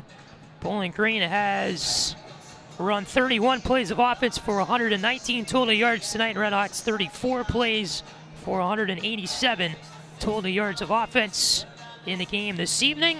And in terms of time of possession, Bowling Green 14 minutes, 21 seconds in that department this evening. Miami 15 minutes and 39 seconds. RedHawks are 1 for 7 from third down tonight. Bowling Green 2 for 10. That has not been a strong point at all for either side this evening. Miami 0 for 1 from fourth down tonight. Bowling Green has yet to attempt a fourth down in the game this evening here from Yager Stadium. Out-of-town scoreboard happening tonight is 2 other MAC football games. In Athens, Toledo has opened up a 28-9 lead over the Bobcats from Ohio. That's going to help out the RedHawks a little bit, because if they were to lose one of the next 2 games, they would be pretty much neck and neck with Ohio for the number 2 spot in the MAC East Division. The Bobcats 3-3 in the conference. The RedHawks tied for first at 4-2. So the Bobcats trail Toledo right now, who's third in the MAC West Division at 3-3. 28-9 to score. They are in the fourth quarter in Athens. And in Ypsilanti, Michigan tonight, Western Michigan, the Broncos have opened up a 14-6 lead over the Eastern Michigan Eagles. That game is in the third quarter. They have just started the second half from Ypsilanti. So our halftime break here will be about 17 minutes or so. We will have the third quarter following that, and some late night football coming your way from Yager Stadium after the half in about 17 minutes again or so. So until then, hang with us, grab a drink, get warm in the comfort of your home. We're going to try to do the same here at the half. 20-7, Miami on top of Bowling Green. Second half action moments away, and this is Miami football on Red Hawk Radio.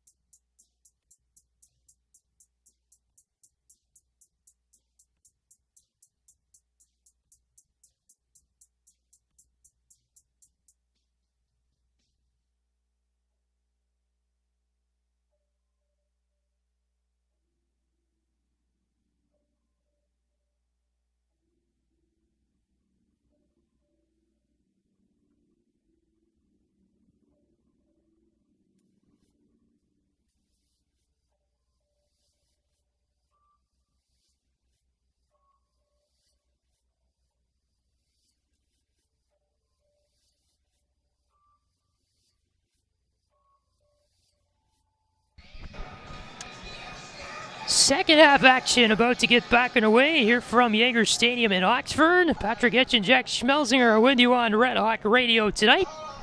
Thank you for spending part of your Tuesday evening with us as we begin the second half, just past the 10 o'clock hour here on the East Coast.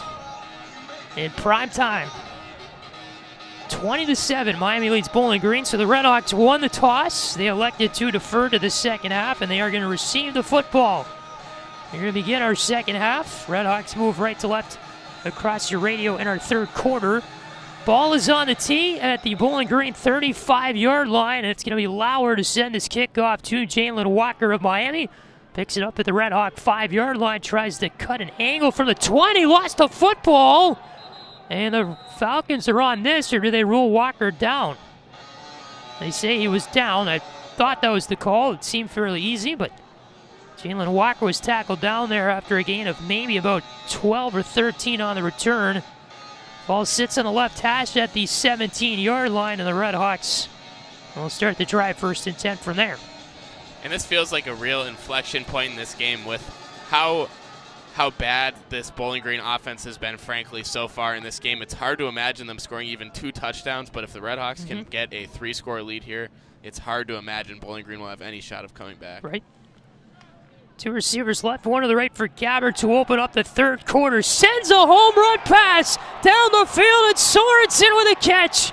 20, 15, 10, touchdown Miami. Jack Sorensen opens up the second half from scrimmage with an 83-yard touchdown reception over the middle. And the RedHawks take a 26-7 lead, 17 seconds into the third quarter. What a job by the RedHawks of finding a seam in that Bowling Green zone. That's the one thing about playing zone defense. Oftentimes you get coverage of more of the field, but if the other opposing team finds that little spot where nobody's covering, they will a lot of times go all the way down. That's what happened there for Miami. And Jack Sorensen, he's going to have some serious stats at the end of the year. PAT added on by Graham Nicholson. And you're right about that. It's going to be some really good numbers for number 13 in the red, Jack Sorensen. And this thing is over with. Sorensen tonight, 4 receptions, 111 yards, and that is his first touchdown of the evening. Sorensen with 9 now on the season in terms of touchdowns through the air. And with that reception, it puts him at 100-plus yards, and now his last 6 games for Miami in the receiving department. Wow. What a huge contribution this season from one of the biggest leaders on this team. And our joke that he's played here for 9-10 years. I don't think we're too far off. No. I don't know the exact number. I don't 6. think we're too far off, though. Remember, he was making catches when I was still in high school. Last time the RedHawks lost at home was back then as well, 2018. Win tonight puts Miami at 14 straight wins here at Yager Stadium. And the tremendous home field advantage it provides. Nicholson, the kickoff from the Red Hawk 35. And it's brought in by the Bowling Green returner to the 20 and tackled down there after a sea of bodies encapsulates them. That is Taryn Keith, their kickoff returner. He was actually pushed out, I guess they say, the 25. There's a pile of about 20 people on either side. 10 players on each team, I should say, from either side. Push Keith out to the 25-yard line. So it'll be first and 10 from there for Bowling Green to start the drive out. We are 29 seconds into our third quarter, and Matt McDonald back on the field with his offense for the Falcons. 3 receivers left, 1 to the right. Empty backfield for McDonald. And a whistle here before the snap. And plenty of flags fly out as well.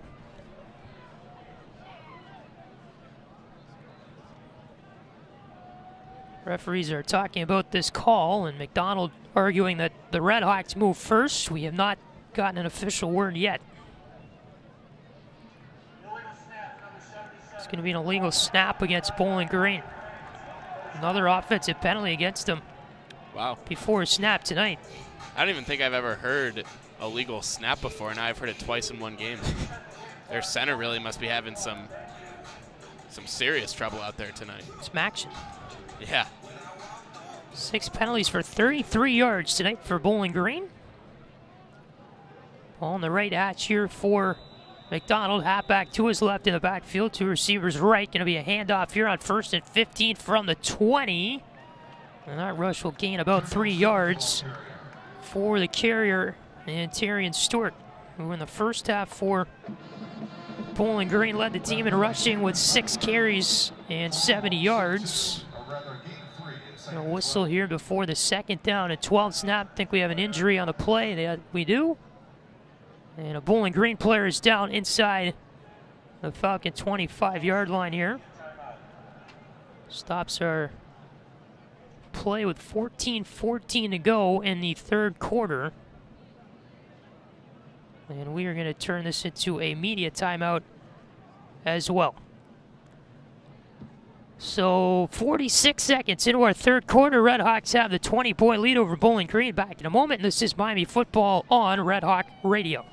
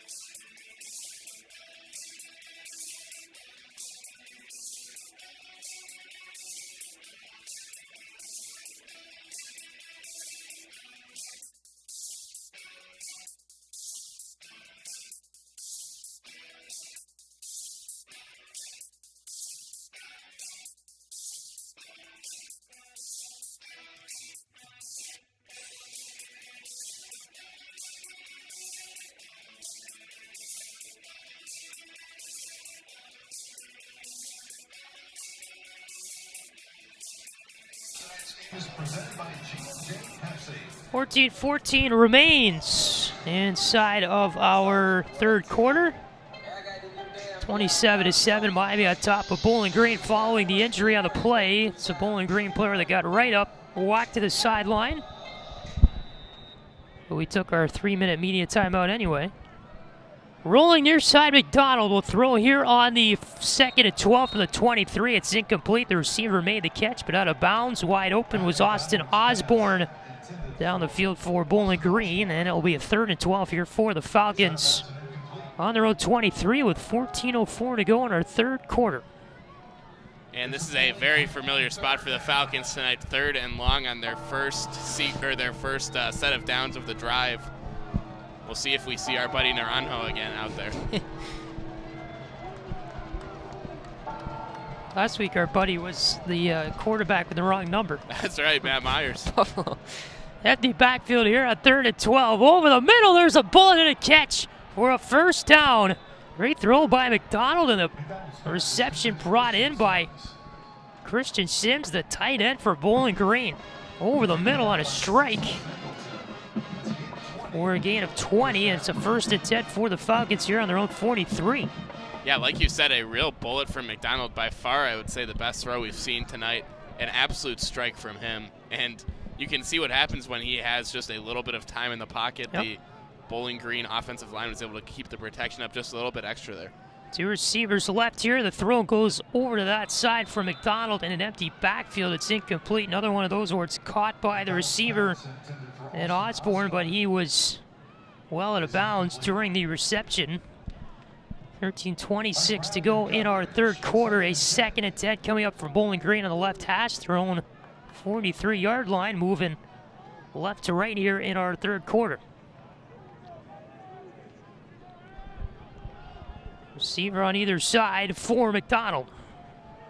Backfield empties out, 2nd down and 10, looking for a pass, and McDonald is swallowed up in the backfield for a sack. RedHawks get onto him very quickly, and Dominic Robinson with the sack for Miami, his first of the night. Escaped from his blocker and got right to McDonald for a loss of 10. 3rd and 20 here from the 33-yard line.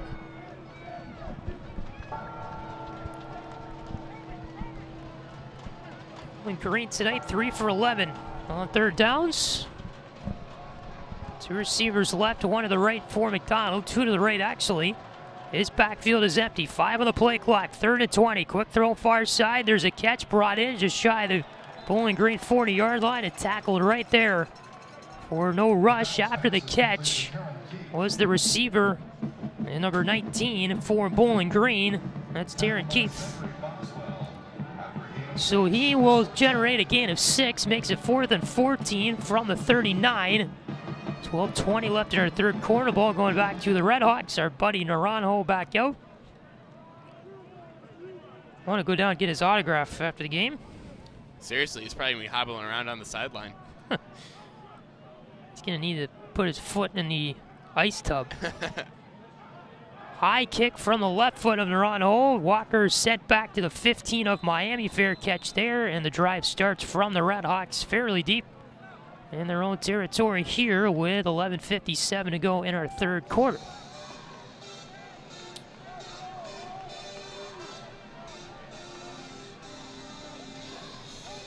If you're Miami here, you really want to keep pounding it on.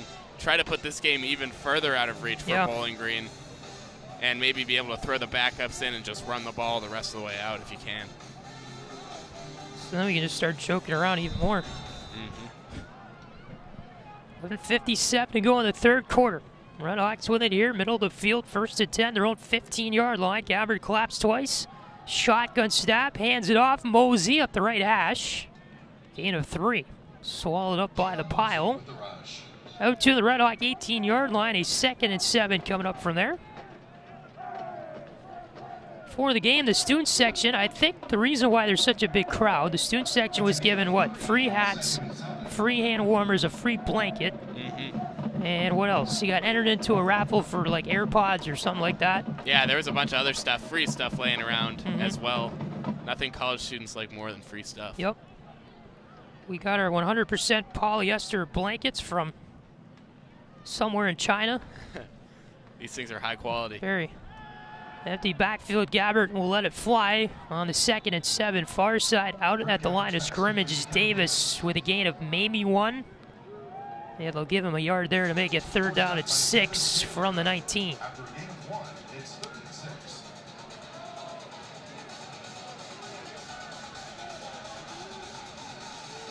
Thank God the supply chain worked to get these to us in time. Yeah, seriously, it just got here in time for this game, I think, but man. Took a month to get through the port of Los Angeles. Yeah, and it's hard to believe they were giving these things away for free.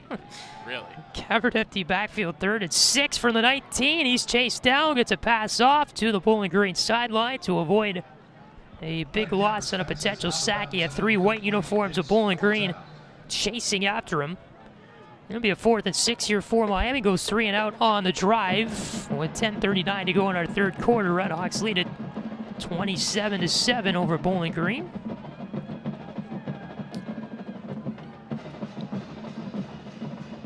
Ball sits in the 19-yard line of Miami, right hash. And Dom Jobin stands at the Red Hawk 5-yard line, ready to punt it away to Jalen Embry, Bowling Green on his own 40. Clean snap. Jobin, the right-footed punt, sends Embry back to his own 35. He's going to try to return it, dodges the first Red Hawk tackle, and Embry blown up at the 41. Good hit there by Salopek to bring him down, the gain of 6 on the punt return. So, first and 10 from there for Bowling Green to start out the drive. 10:28 to go in our third quarter, and the ball sits on the 42. The left hash for the Falcons. And before that, we'll get our media timeout here in the early stages of the third. 20-point lead for Miami over Bowling Green on this Tuesday night. And this is Miami football on Red Hawk Radio.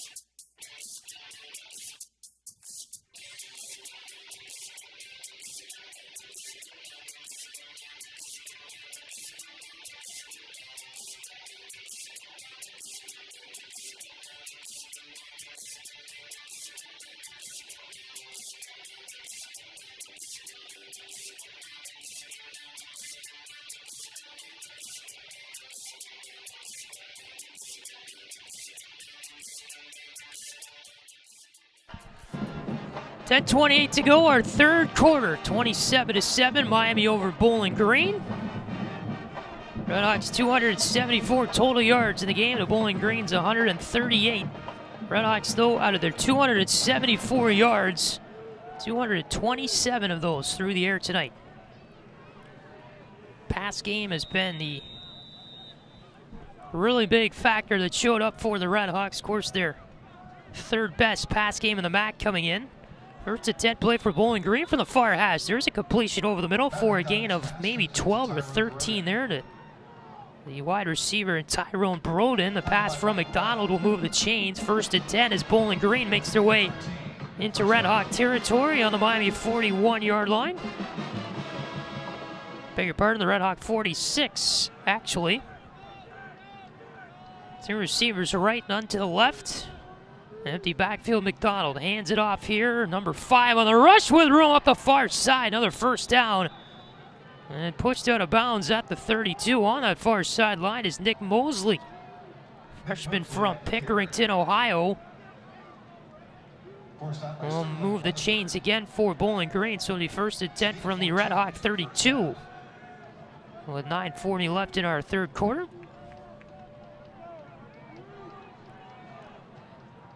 A little bit of spark here in the Bowling Green offense. McDonald empties out the backfield on 1st and 10. He's got room to work in the pocket. Floats one on the far side. Incomplete. Just a little bit underthrown there to the wide open receiver down at the Red Hawk 15-yard line. And Broden. Like you said, a little bit more spark here this drive from the Bowling Green offense. I think that the real thing that's changed right now is that Miami is not quite getting home on that rush like they had almost the entire rest of the game. They're going to want to start doing that, get back to where they were earlier in the game. Yep. Two receivers right, nobody left. Another handoff, far side goes Mosley, picks up 5 inside the 30-yard line of Miami. Tripped up by Matthew Salopek. Salopek tripped him up. And it will be a 3rd down and 5 from the 27 coming up for Bowling Green as Mosley, the jet sweep out to the left.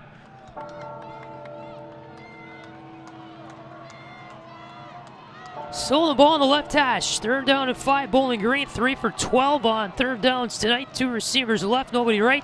Halfback to McDonald's right in the backfield. A shotgun snap. It'll be a handoff to that halfback, and Mosley pushes his way forward up that left hash and will only gain about 3. 2 yards shy of the 1st down. You have a 4th down and 2 coming up from the 23-yard line. And it looks like they're going to go for it here, and I would too. Yeah, there's no point in that at this point. Nope. Field goal doesn't do much for you. Bowling Green down by 20. They are yet to attempt a 4th down tonight. 4th and 2, and just a broken play as McDonald brought down for the sack. A big loss of 8 or 9 yards. Seemed like Bowling Green was disoriented at every level there of offense in that play. They snapped it quickly, and McDonald trotted his way back, kind of stumbling from the line. RedHawks with a blitz, got right to him and brought him down for the sack. I'm not sure who made that tackle for Miami. Maybe it was Weatherford. I believe it was Mike Brown. All right, Mike Brown with a sack there, and the RedHawks get to McDonald for the 5th time tonight. He's been sacked, and the RedHawks doing really well on the defensive line tonight, getting to the quarterback and pressuring him. Media timeout as Bowling Green turns it over on downs. 8:14 to go in our 3rd quarter. 27-7, Miami on top. This is Miami football on Red Hawk Radio.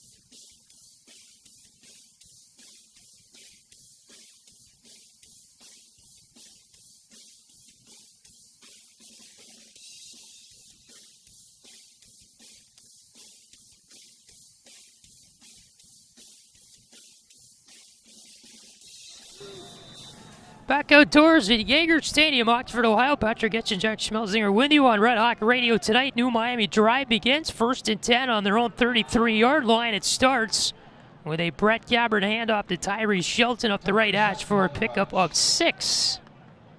Gets it out to the 38-yard line for a 2nd down and 4 coming up. Inside 8 minutes left in our 3rd quarter. Miami on top 27-7. Redhawks will win tonight, become bowl eligible. And also keeps them in contention for a MAC East title to go to the MAC championship game possibly in early December. Receiver on either side here. High snap that Gabbard handles. Hands off to the halfback at Davis, and he'll truck his way up the middle of the field for a nice gain there, enough for a 1st down out to the 48-yard line of Miami, and there's a 1st and 10 play coming up. A really athletic play, too, by Gabbard to handle that snap. He jumped up in the air and grabbed it with one hand, reaching back over his shoulder. Yeah. Looked like Odell Beckham there almost. Receiver on either side here for Miami. 1st and 10, ball on the right hash, thrown 48-yard line. 1st and 10, Gabbard claps twice, hands it off. Here is Mosey, trying to cut his way middle. He was able to get about 4 on that rush. In Bowling Green territory now on the Falcon 49-yard line, so it is a 2nd down at 7 here with 6:43 to go in the 3rd quarter. And Redhawks came into this game tied for 1st in the MAC East with Kent State. Both teams had a 4-2 MAC record coming into tonight. You have a really big game for the Redhawks coming up on the Saturday following Thanksgiving. More on that in a moment. Gabbard play action, long throw near side. That's incomplete over the head of Hippenhammer, who leapt up for it. Good defense in coverage there for Bowling Green. Able to break that play up was number 4 in the cornerback, Deshaun Jones Jr. So it'll be a 3rd and 7 coming up for Miami from the Bowling Green 49. That game that will occur on Saturday, November 27th at Kent State. Basically the winner of that one, if Kent State were to win this week, they play Akron, who's 1-5 in the league this year, on Saturday.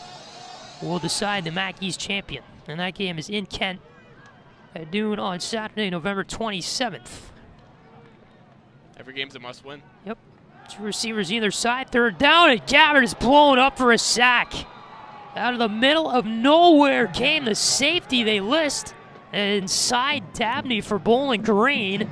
He was unguarded, and Gabbard blown up 2 seconds after the snap. It's a loss of about 8 or 9. I think a 4th down at 15 coming up for Miami here with 5:55 to go in the 3rd. Yeah, like you said, just completely untouched was the Bowling Green defender there, Cy Dabney, and he hit Gabbard going absolutely full speed. Glad to see Gabbard jump up and trot over to the sideline there under his own power. Another punt coming here from Jobin, standing back at the Bowling Green 16-yard line is Embry.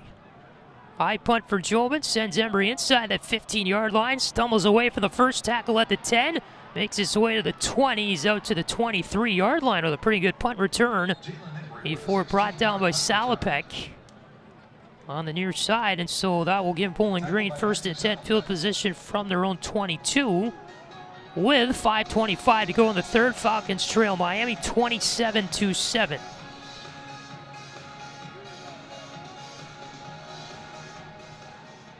First and 10 here.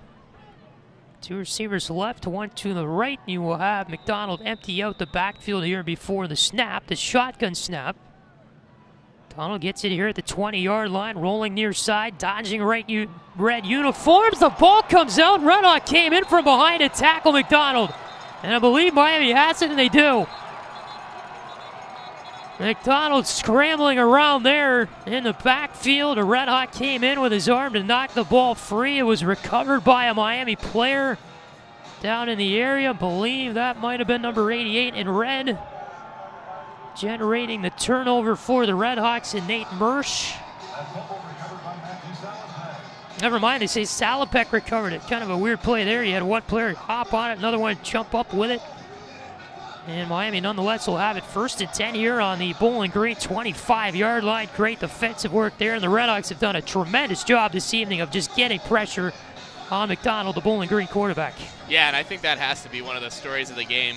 And getting pressure on the other team's quarterback, always a good thing. When you make the other team's quarterback uncomfortable, good things are going to happen for you. Ball on the left hash, Gabbard hands off. Here is number 9 in red, that's Shelton, inside the 15-yard line. The 14. It should be enough to move the chains. It is an exact gain of 10 yards. Tyree Shelton that time picking up the rush for Miami. Great chance here to put this one maybe more away for Bowling Green, more to bed, if you will. 4:50 left in the third. RedHawks up by 20. The way the Bowling Green offense has been functioning all night tonight. I mean, just really just not been able to do anything at all on offense, except for this one scoring play that they got in the game, which was that 62-yard pass reception. Was that a rush? That was a rush, wasn't Rushing it? Touchdown. To Terry and Stewart. That's right. Gabbard hands off. Tyree Shelton on 2nd and 1. They save for the 15. He's got a break to the end zone, and Tyree Shelton is in for the touchdown. 33-7 Miami, barring the PAT with 4:29 to go.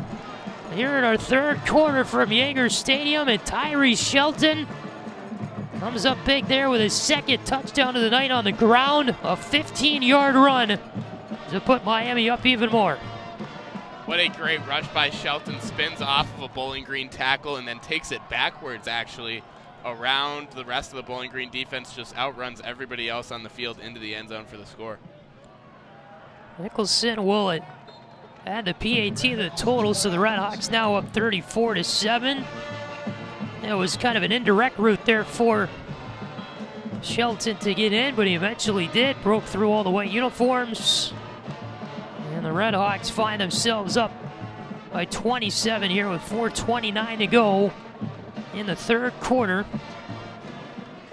Not a lot of success recently for Bowling Green against Miami. The RedHawks have won 2 straight in the meeting, 3 of the last 4. Miami has won 22 games out of, let's see, 36 total in Oxford all time in the series.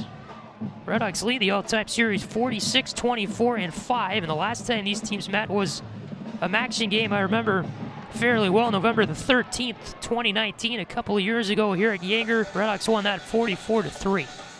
Wow. And I remember that game because Luke Westpoli and I were running laps around the stands during the commercials because it was so cold out. That was what we had to do to keep our mental capacity going. Yeah, I'm pretty cold right now, and we're well above freezing, so I'm glad that I didn't have to experience that. I think we were in the 20s that night, if I remember. Yeah, looks like we might have dodged a bullet this Miami football season. For sure. Nicholson, the kickoff for the RedHawks 35-yard line, brought in there. Across the 20 is the returner for Bowling Green. And Taryn Keith, it'll be 1st and 10 from the 21 officially for the Falcons with 4:23 to go in our third quarter. I think that night we got to our table, our little folding table out here in the camera deck at Yager, side of the press box, and there was ice on the table. We had to kind of work around the ice because we knew that was not going to melt all night. Yeah, really. You guys are real troopers for sticking that out. I don't know if I could have stuck around after I saw ice on the table. Handoff here up the gut to the 25-yard line goes the rusher in Nick Mosley, number 5 in white for Bowling Green.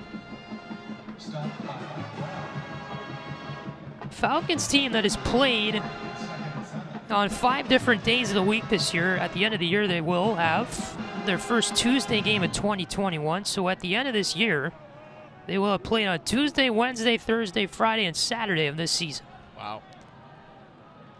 Handoff here, far side Mosley, another rush, 2nd down and 7, trying to find room up the left hash from the 24. He's shut down for a loss of 1. Good job by Sea of Red to get to him. Salopek came up with a tackle for Miami to send him back for a 3rd and 8 from the Falcon 23. That's a really interesting fact that Bowling Green will have played on 5 different days of the week by the end of this year. You wouldn't really think it's a big deal, but as a football player, you have to imagine you're really in that routine of playing on a certain day of the week, Saturdays, Friday nights, probably when you're in high school. I know. And we hear a lot from the NFL players how much they hate those Thursday night games. Imagine if they were just scattering those throughout the weekend, whatever day they wanted. Flag comes out here before the 3rd and 8. And it's false start on Bowling Green. And they say, I could be wrong, but I think Miami's only playing on 2 days of the week this year. They will have Tuesday and Saturday because all the action they have are on Tuesday, and then the rest are on Saturday. Yeah, it's a good point. I mean, Bowling Green 3-7 coming in, 1-5 in the MAC, and I guess when you play on those 5 different days, do you really have a set routine for a week? Does it feel normal at all, or you're just scrambling around? Plenty of trouble here as a quarterback, McDonald. He's brought down in less than 2 seconds from the snap on 3rd and 13. RedHawks get to him. Another sack tonight. For number 47 in red for Miami, Lonnie Phelps. And that is the 7th time this evening that McDonald has been brought down on a sack. 4th and 19 coming up from the Bowling Green 12. Here comes our good friend Naranjo. The punter.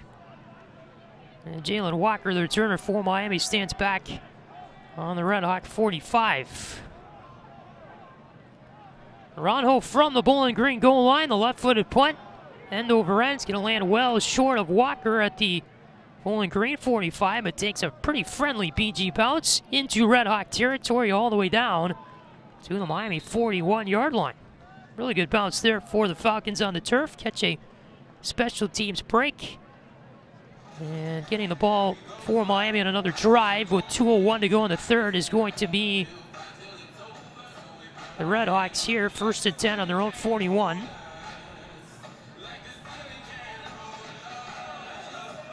And Miami hasn't really taken advantage of this Bowling Green rush defense that has not been great this year so far. It'll be interesting to see if they do it now as they begin to sort of start to try to waste some clock. Right.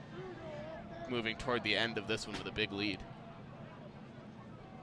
2 receivers right, 1 to the left. Empty backfield here for Gabbert. He has Davis to his right in the backfield. Handoff here, and a gain of about 2 for the rusher.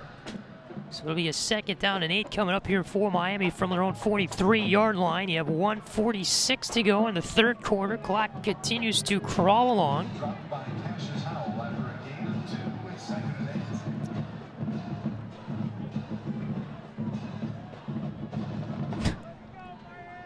Did you see that? I did not. Okay. I won't say anything.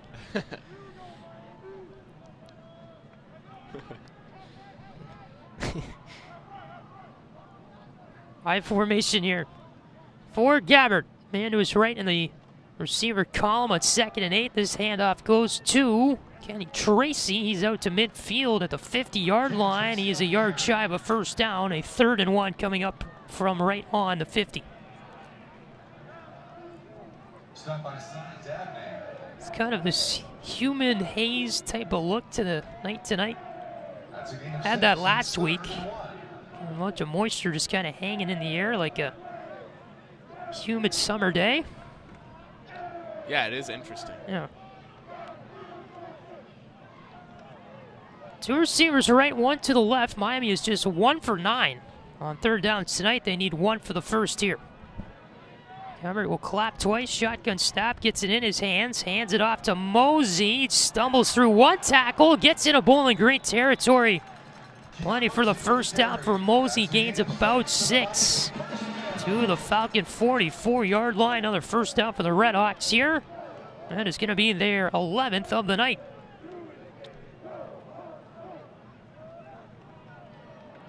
And with 20 seconds to go in the 3rd quarter, the play clock never starting from 40, the RedHawks will walk off the field here to end things in quarter number 3.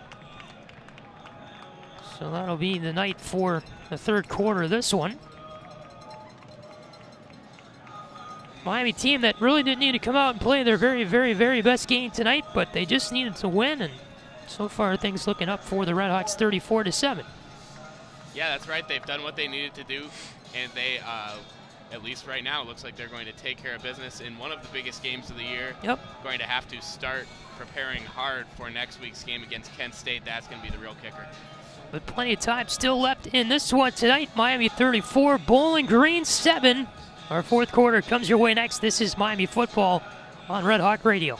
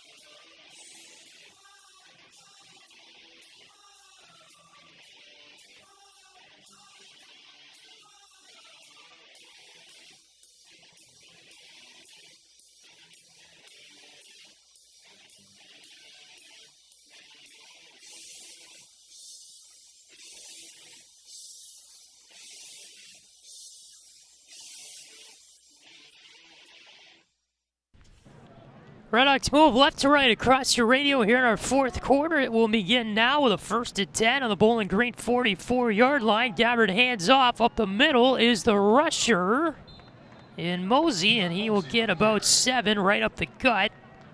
Kind of walking over players there on either side down on the field.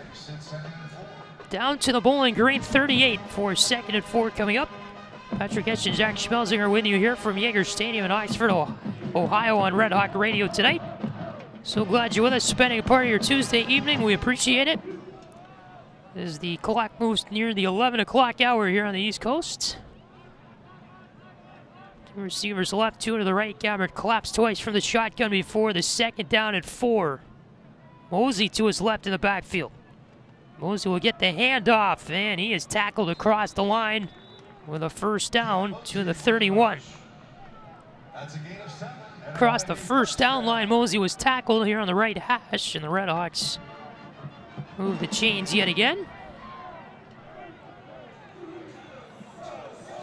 First basketball broadcast comes your way tomorrow for Miami here on Red Hawk Radio. RedHawks men's team taking on Stetson. The 2-0 Red Hawk men's team that a week ago tonight was celebrating a win over Georgia Tech on the road. Georgia Tech, last year's ACC champion, I believe. I don't know. Yeah, that's right. Really? I figured that out. I was talking a little bit of trash on Georgia Tech's basketball team that night, but I found out later they were the reigning ACC champs. All right. That makes it even more special, though, right? Uh-huh. And off to Davis. Will tiptoe his way across the line of scrimmage, left side of the field, out of bounds to the far sideline without a gain. 2nd and 10 here from the 31. 13:16 to go, fourth quarter. Clock moves. Miami 34, Bowling Green 7. Falcons' lone game remaining is on Friday, November 26th. That's the day after Thanksgiving. They'll host the Ohio Bobcats then. And a noon start from Dwight Perry Stadium, just off I-75. Left hash Gabbert gets the snap. He will hand off. This is Davis with a gain of 5 or 6 up the left hash for Miami. Any idea what the football attendance looks like elsewhere in the MAC? I'm just wondering. I've never been to a road MAC Miami football game, so I really don't know. Huh. I mean, I seen the attendance numbers, and well, I'm just saying this matter of fact. Last week they said 10,000 people came to the Miami game. Right.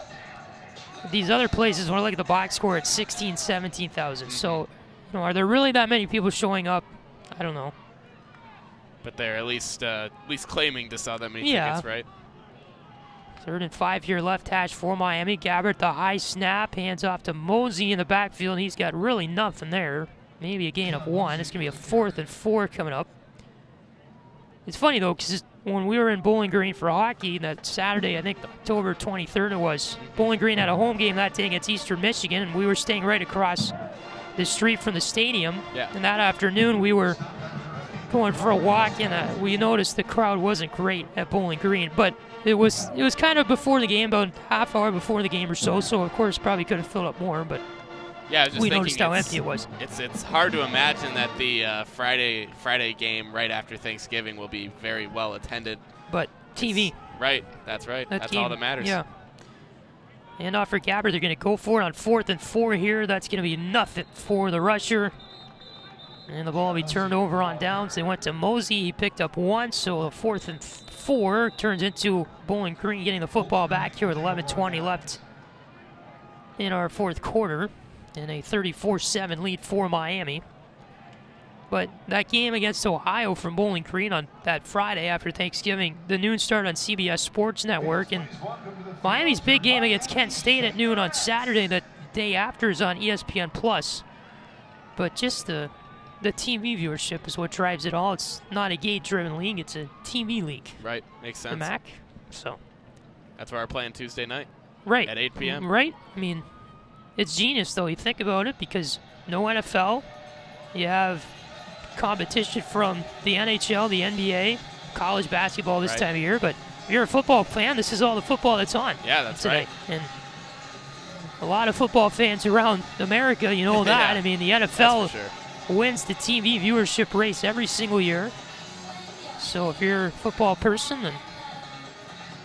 and I think a couple of weeks ago I was looking just randomly, one of the ESPN2 Maxi games was in the top 50 that night of all cable shows on TV. So, you know, you're going up against cable news and all those networks. You're going up against NBA on TNT, you know, on weeknights and, yeah, all sorts of that stuff. Yeah, it's kind of interesting. Like earlier today, scrolling through Twitter, you saw a lot of, you know, national people tweeting about these games, about Miami of Ohio. It's pretty cool to see sitting on the campus of Miami, seeing, you know, some of your favorite sports personalities tweeting about Miami. Who was today? A lot of Barstool Big Cat. He was big. He was big into the gambling on these games. a lot of Barstool guys Yep. talking about gambling, as they pretty much always do. 2 other games in the MAC tonight. We're in immediate timeout, by the way. That's closing up. Eastern Michigan now is up by 1 over Western Michigan, so they came back in that game. The Eagles did. Wow. 2:46 left in the 4th quarter from Ypsilanti. And a final, I believe, from Athens. So Toledo beating Ohio 35-23. So that helps out Miami's prospects of getting to the MAC East. Getting to the MAC East title, I should say. But yeah, I mean, Miami and Kent State are tied for first in the division coming into tonight. Kent State, a likely win, you could say, this week against Akron, who is in the bottom of the division at 1-5 conference record. That game happening on Saturday. And the RedHawks head to Kent State on that November 27th date, a week from Saturday, to take on the Golden Flashes in what is the de facto MAC East championship game as of right now. It'll be a big one. That sure will. RedHawks, if they make it to the MAC championship this year, would be their 2nd time in 3 years. And a Miami team that from their last MAC championship in 2019 returned 13 starters this year, which is big. Handoff here for a Bowling Green, 1st and 10 on their own 24, and right up the gut, finding a hole with a pretty decent rush there for a nice gain of, I think, 15 or 16 is the rusher. Number 20 in white for Bowling Green. That's Jamal Johnson, the running back. Out to the 41-yard line, so it'll be a 1st and 10 from there with 11 minutes left in our 4th quarter. 2 receivers left, 1 to the right. Shotgun snap awaits for McDonald. Gets it up high, hands it off. Mosley the rush. He gains about a yard. So make it 2nd down and 9 upcoming here for the Falcons. And glad to see the Falcons running the ball a little bit more here for no other reason Right. than the health of Zach McDonald. He was getting absolutely crushed all night tonight, like we've been saying the entire broadcast, by that Miami pass rush. Glad to see him get a little bit of time to recover, maybe. Empty backfield, McDonald, 2nd and 9 from the 42. A pass outside is complete to Tyrone Broden. He's out of bounds with a gain of 6 or 7. Up to the Bowling Green 47-yard line.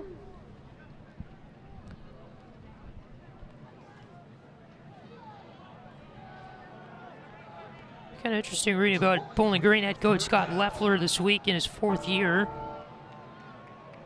After this 3rd down and 4 for Bowling Green, right to hash their own territory, 47-yard line. 2 receivers left, 1 to the right. McDonald empties out the backfield here. Looking to pass near side over the middle. There's a catch. And that is made for a 1st down into Miami territory. A quick bullet pass to number 88, the tight end, and Christian Sims out of Norcross, Georgia. Down to the Red Hawk 47. It'll be a 1st down and 10. So the head coach, Scott Leffler for Bowling Green, has, in his career, he's bounced around all kinds of different colleges. He spent a year with the Detroit Lions as their quarterback coach. He has coached 7 quarterbacks who went on to the NFL. Get on to some of who those were here after this 1st and 10 from the 47. Empty backfield, McDonald looking to pass, and about 5 red jerseys simultaneously come in and eat him up. Back inside Bowling Green territory. That is the 8th time McDonald has been sacked tonight. They gave Caden Wooler the tackle to make it 2nd and 17, the loss of 7. And you can just see these Miami players, they really do feel bad for McDonald. They're helping him up immediately after every play. It's a nice little display of sportsmanship for sure. Anyway, Leffler has coached names like Tom Brady, Tim Tebow, and Brian Greasy. That probably gives you a little bit of ethos in that locker room, saying you coach Tom Brady. And off here to Mosley, who gets it to midfield up the left hash. That'll give him 4 backs. It'll be a 3rd and 13 coming up for Bowling Green. And I think Bowling Green's season is pretty much over with in terms of where they go after the regular season ends. They really have no bowl eligibility. They are not going to be able to be bowl eligible. So Leffler said these remaining 2 games against Miami, against Ohio, just a great opportunity for momentum going into that off season. Try to move the needle. 3rd and 13 from the 50. Plenty of room to move McDonald. He's going to keep it, and he will be hit at the Red Hawk 43-yard line. They'll mark him down at the 41. He went down pretty hard. A 4th down here and 4 coming up for the Falcons. Offense will stay on the field in a 34-7 game led by Miami with 7:38 to go in the 4th. Leffler said he really liked what Chuck Martin did at Miami in terms of they both took over their programs in very similar positions. 2 receivers to the left, 1 to the right. McDonald, 4th down and 4. They go for it. Pass near side, incomplete. Looking for number 18, the receiver, Austin Osborne. RedHawks get a few bodies in the way to knock it down, and the Miami sideline fired up. Another turnover on downs for Bowling Green with 7:18 to go in the 4th. 1st and 10, Miami will get it on their own 41.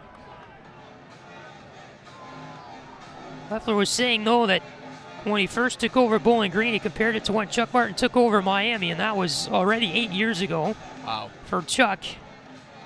He said Chuck Martin's teams are always tough. Chuck built the program the right way. It took him 5 or 6 years to really get it going, but after that, he's done a great job, getting this team on the map again in the MAC. In terms of recruiting, they built new facilities here and all that. And he said Chuck's doing it the way we're trying to do it. And Leffler even admitted when he took over, he was asking Chuck all kinds of questions about when he first got to Miami and how he built the program, and Leffler trying to do the same at Bowling Green. And I don't know, I just have a feeling that for Chuck Martin, just a guy that, again, in his 8th season in the MAC, he was the offensive coordinator at Notre Dame when they went to the national championship, a few years back, and just a guy that really likes Miami. He's got a passion for the community, but you got a feeling that a few years down the line here, some other opportunity may be opening up that kind of puts more in the bank account for Martin, and he's well on his way. Yeah, that's right. I mean, when you're winning MAC championships, you're going to start to get some attention from the bigger programs in the country, and there are a lot of bigger programs in the country that are struggling right now that would love a good program building coach like Chuck Martin to step in. So yes, I would totally agree. A few years down the road and a little bit more success from Chuck Martin, I think we can definitely expect him to be getting some very hard looks from big programs as their head coach. Media timeout here. We will keep it with you. 7:18 to go in our 4th quarter. RedHawks 34-7 over Bowling Green.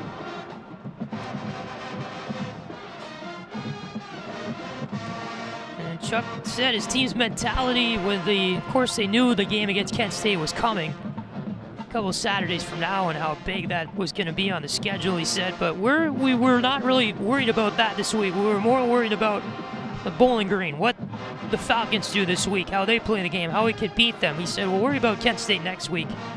You got to block them out mentally. He said we had to win this week first for next week to even matter. And I would say with a 34-7 lead, middle stages of the 4th, they have been successful in that mission tonight. Absolutely, taking care of business tonight. Yep. RedHawks 343 total yards in the game as we wrap up this media timeout. 227 of those through the air, 116 rushing. Bowling Green 196 total yards, 108 of those through the air, 88 on the ground for the Falcons. Bowling Green team that this year came in, their rushing offense last in the MAC, averaging less than 100 yards per game. Passing was a little bit better at 221.5 yards per game, but still 9th best in the 12-team conference. So 1st and 10 for Miami on their own 41. See a new quarterback in here for the RedHawks. That's number 2. We saw him last week for Miami in the quarterback Avian Smith. He's going to have a keep here on 1st down near side to pick up a gain of 4.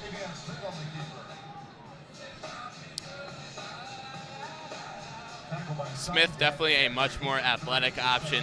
Offers a little bit of a change of pace back there for the RedHawks. Yep. We already saw a little bit of a read option type play on his first play from scrimmage. That's the type of thing that this guy can do consistently. He's listed 3rd on the depth chart. A.J. Mayer still standing down on the sidelines, it appears. Ball on the right hash here, 2nd and 7, Miami 44. Smith hands off to a running back and push back at the 45. Pretty hard there is the Miami rusher. And number 11, yeah, that was David Afari on the rush for Miami. Avian Smith is a freshman, 6'1", 206. Hails from Lexington, South Carolina. Was the team captain at White Knoll High School, All-State in South Carolina as a senior. All-State in South Carolina, that is pretty impressive. Isn't it? So I think maybe it's safe to say we could be getting a glimpse at maybe the quarterback of the future for the RedHawks. Another handoff to Afari, 3rd and 5 from the 46 of the RedHawks. Does nothing for Miami as Afari driven back. 4th and long here coming up. They lose about a yard on the play. Say we have about 35% of those who were with us before the game in the crowd with us now. 5:20 left in the 4th quarter. Actually, a few students have stuck around. Yeah.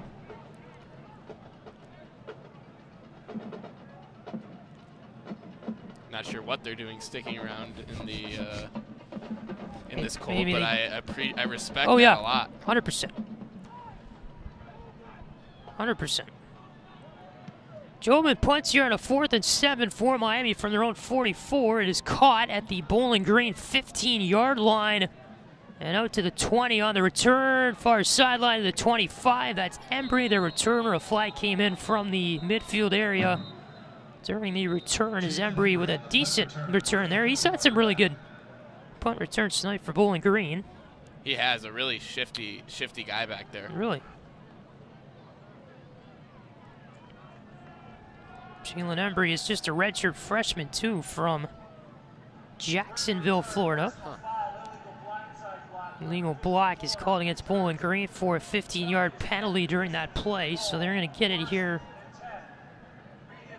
1st and 10, I think, from maybe the 10-yard line with a 15-yard penalty. 4:45 to go in our 4th quarter.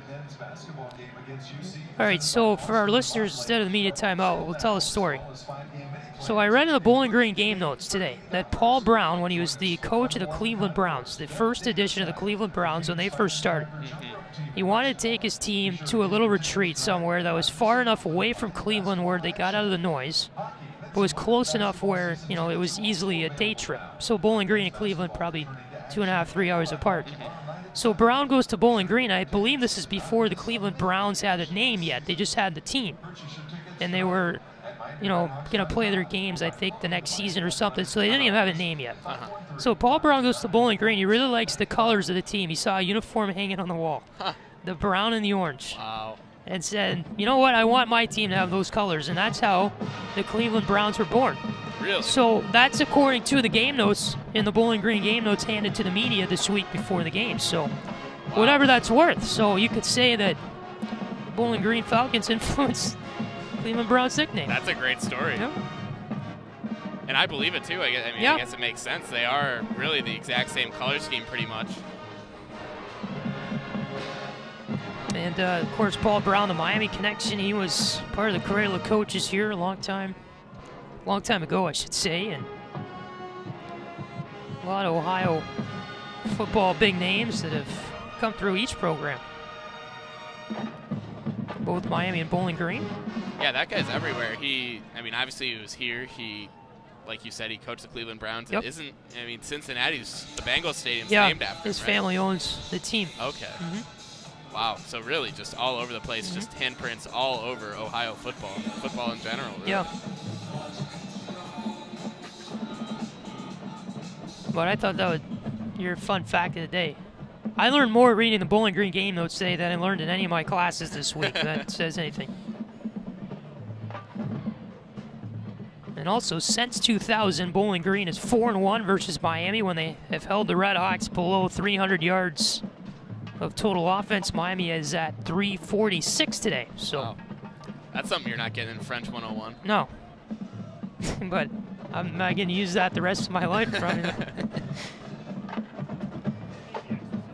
But who knew about the Cleveland Browns? Very interesting story. Yeah. You learn something new every day. Yep. All right, so the RedHawks have 4:45 to go until they win 14 in a row at home and become bowl eligible. Ball on the right hash for Bowling Green. A new drive starts from their own 12. And you have McDonald back in a quarterback under center. Hand off here up the middle for the rusher. Mosley gets 10 for the first down as his mouth guard comes out and bounces yards ahead on the turf. I was wondering if you had noticed that. I did, saw it. Very small down there. But Yep. I don't think I'd want to put that thing back in my mouth, though. Well, the turf chips on it. Yeah. And an injured player timeout here. A player walking off. It's a Bowling Green lineman on his own power with a little assistance from the training staff, number 52. The lineman in Fortune Woods comes off the field. They have another media timeout, and when they announce that, the camera guy to our left is laughing, and the students are reacting. I mean, I could have sworn we already had 4 of them this quarter, but I guess they just run together. 4:34 to go in our fourth quarter, 34-7, Miami.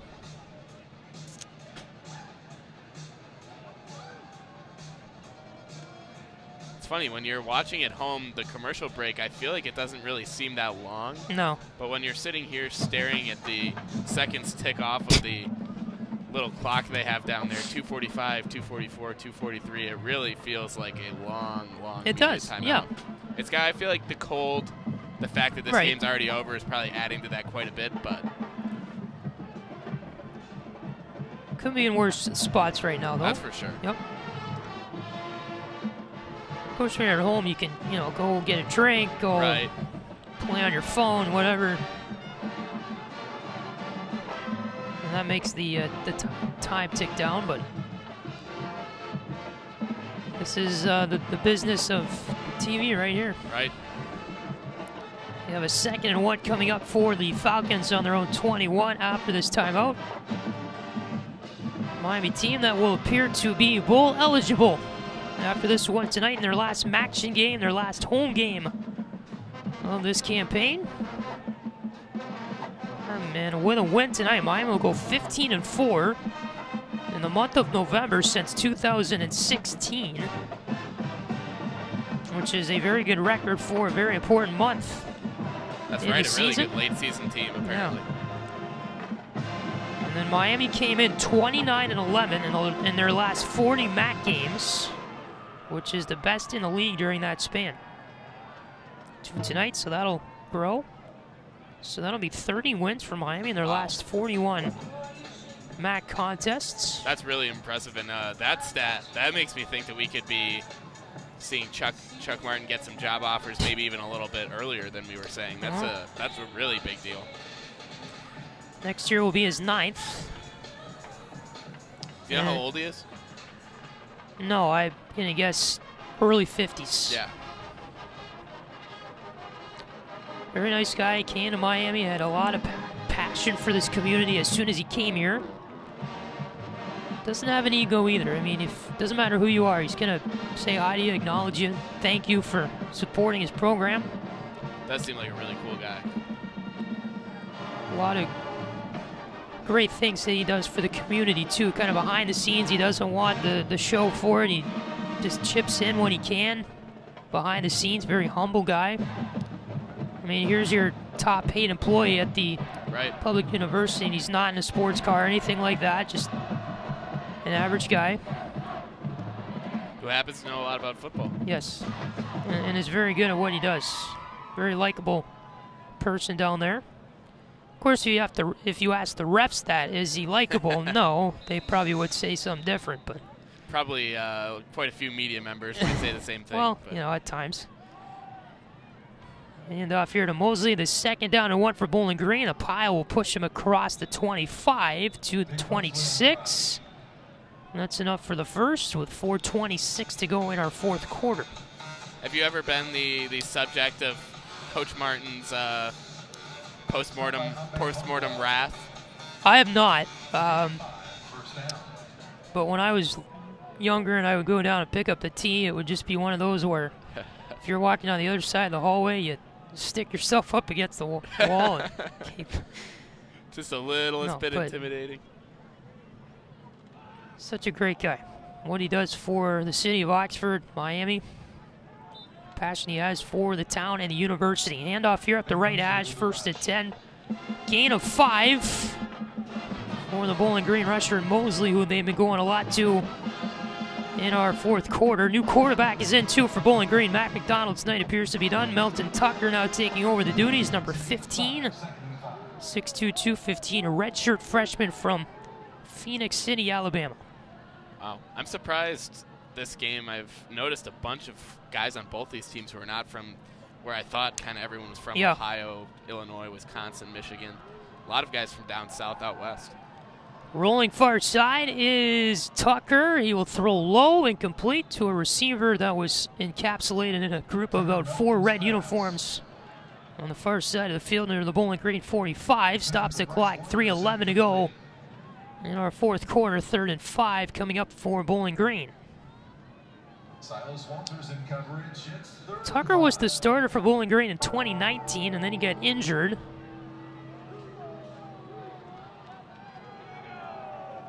And then you had McDonald come in and do really well in his role, and McDonald kind of took over things. Rush near side with plenty of room to work it for the 1st down is Mosley, hit out of bounds in Red Hawk territory down to the Miami 44-yard line. And there's a good gain of about 25 or so. 1st and 10 here for Bowling Green.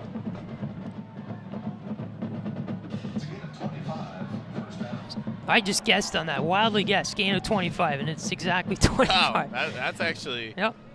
That's very impressive. I was barely even paying attention. High formation, Tucker hands off. The rusher is Taryn Keith, who will make his way for a gain of 1 to make it 2nd and 10. Up the left hash. Next broadcast comes your way tomorrow from Millett Hall. A few steps away from here. Miami men's basketball takes on the Stetson Hatters from the Atlantic Sun Conference tomorrow, 7 o'clock tip here on Red Hawk Radio, our first hoops broadcast of the year. Over inside Millett. Far side rush. Mosley with it. Has an angle for another 1st to the 30-yard line. Pushed out of bounds on the far side. Mosley's really turned it on this drive for BG. 2 minutes left in the 4th. Clock continues to move. And a 34-7 game led by Miami.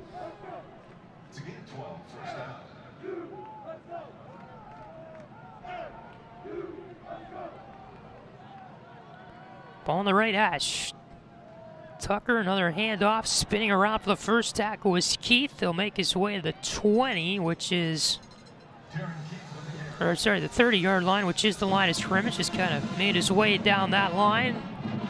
90-degree angle toward the far sideline, and it's going to be a loss of 1. They officially roll 2nd down and 11 from the 31 comes up. 1:16 to go. Clock moves here in the 4th. Bowling Green is really not managing it much at all right now. 34-7. They trail the RedHawks. High snap in Tucker's hands. Hands off, rolling the jet near side down at the 25-yard line. That is Taryn Keith. And he is going to be about 4 yards shy of a 1st down. The 3rd and 5. They officially rule here with 25 to go.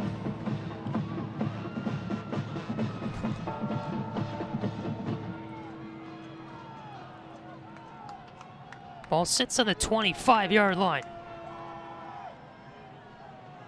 Handoff here from Tucker right into the gut of Mosley. He is eaten up on the 3rd and 5. RedHawks right to him on a blitz. And when Chuck Martin takes his headset off, you know that the job is done. Chuck walking out to the field now. The rest of the team will follow him from the near sideline. With 6 seconds to go in the 4th quarter, and the Miami RedHawks are bowl eligible in 2021 with a 34-7 win over the Bowling Green Falcons to close out the home schedule here this season and action for Miami. RedHawks improved to 6-5. They're now 5-2 in the MAC. Continue atop the MAC East Division. Bowling Green 3-8 now, 1-6 in the conference. And the RedHawks, and all eyes turn to Saturday, November the 27th, when Miami makes a crucial trip to Kent State for a noon start for the de facto MAC East championship game, depending on what Kent State does against Akron on Saturday at noon. So that is where the focus turns for Miami. They take care of business tonight against Bowling Green, and all eyes turn to that big contest a little over a week from now, and then it gets rolling. Yep, that's right. A pretty good game for Miami here today. They really did dominate Bowling Green on all facets of the game, on offense, on defense. I would say special teams-wise, too, they got that blocked punt. Yep. And like you said, took care of business in a must-win game. Well, the rest of them are probably must-win games from here on out as well. First thing you got to do is see how that Kent State-Akron game goes, and then after that, most likely you're going to have to prepare for, like you said, basically the MAC East championship game. It's going to be tough, too, and a MAC West division that looks challenging as well. To win the MAC this year is going to be a tall task for whoever makes it that far. You have Northern Illinois at 5-1. They have the best record in the league coming into tonight. They're atop the MAC West. And the RedHawks and Golden Flashes are atop the MAC East division for the championship game in early December at Ford Field in Detroit. So your final thoughts as we close out our football season here on RedHawk Radio. RedHawks 34-7 over Bowling Green tonight. Just a great football season. Had a lot of fun doing these two action games. A lot of fun all season. And I don't know, maybe we'll be able to go see a bowl game somewhere. Same here. Fingers crossed, depending on where Miami ends up. And Bowling Green will head back up by 75 tonight with their final game of the year, scheduled for Friday, November 26th, the day after Thanksgiving, against the Bobcats from Ohio. That's a noon start for the Falcons on CBS Sports Network from Dwight Perry Stadium. Miami again Saturday, November 27th at Kent State to close out the regular season schedule. Win the Golden Flashes. That's a noon start from Kent, Ohio against Kent State University. All right, so for Jack Schmelzinger, Patrick Geshan, rest of our great crew on hand, want to thank them here on RedHawk Radio. Also want to thank our hot hand warmers. And they got us through tonight. RedHawks win at 34-7 over the Falcons from Bowling Green to wrap up Miami home football schedule this season on the gridiron. We will see you tomorrow night from Millett Hall. RedHawks men's basketball team taking on Stetson. 7 o'clock tip-off right here on RedHawk Radio. We'll see you tomorrow for that game over at Millett. Until then, everybody, for Jack, Patrick, saying so long good night from Yager Stadium for this year. And tonight, RedHawks 34-7 winners over Bowling Green. We're going to go get warm. And we will see you next time here on RedHawk Radio. Thanks for spending your Tuesday with us and this presentation of Miami football on RedHawk Radio. Good night.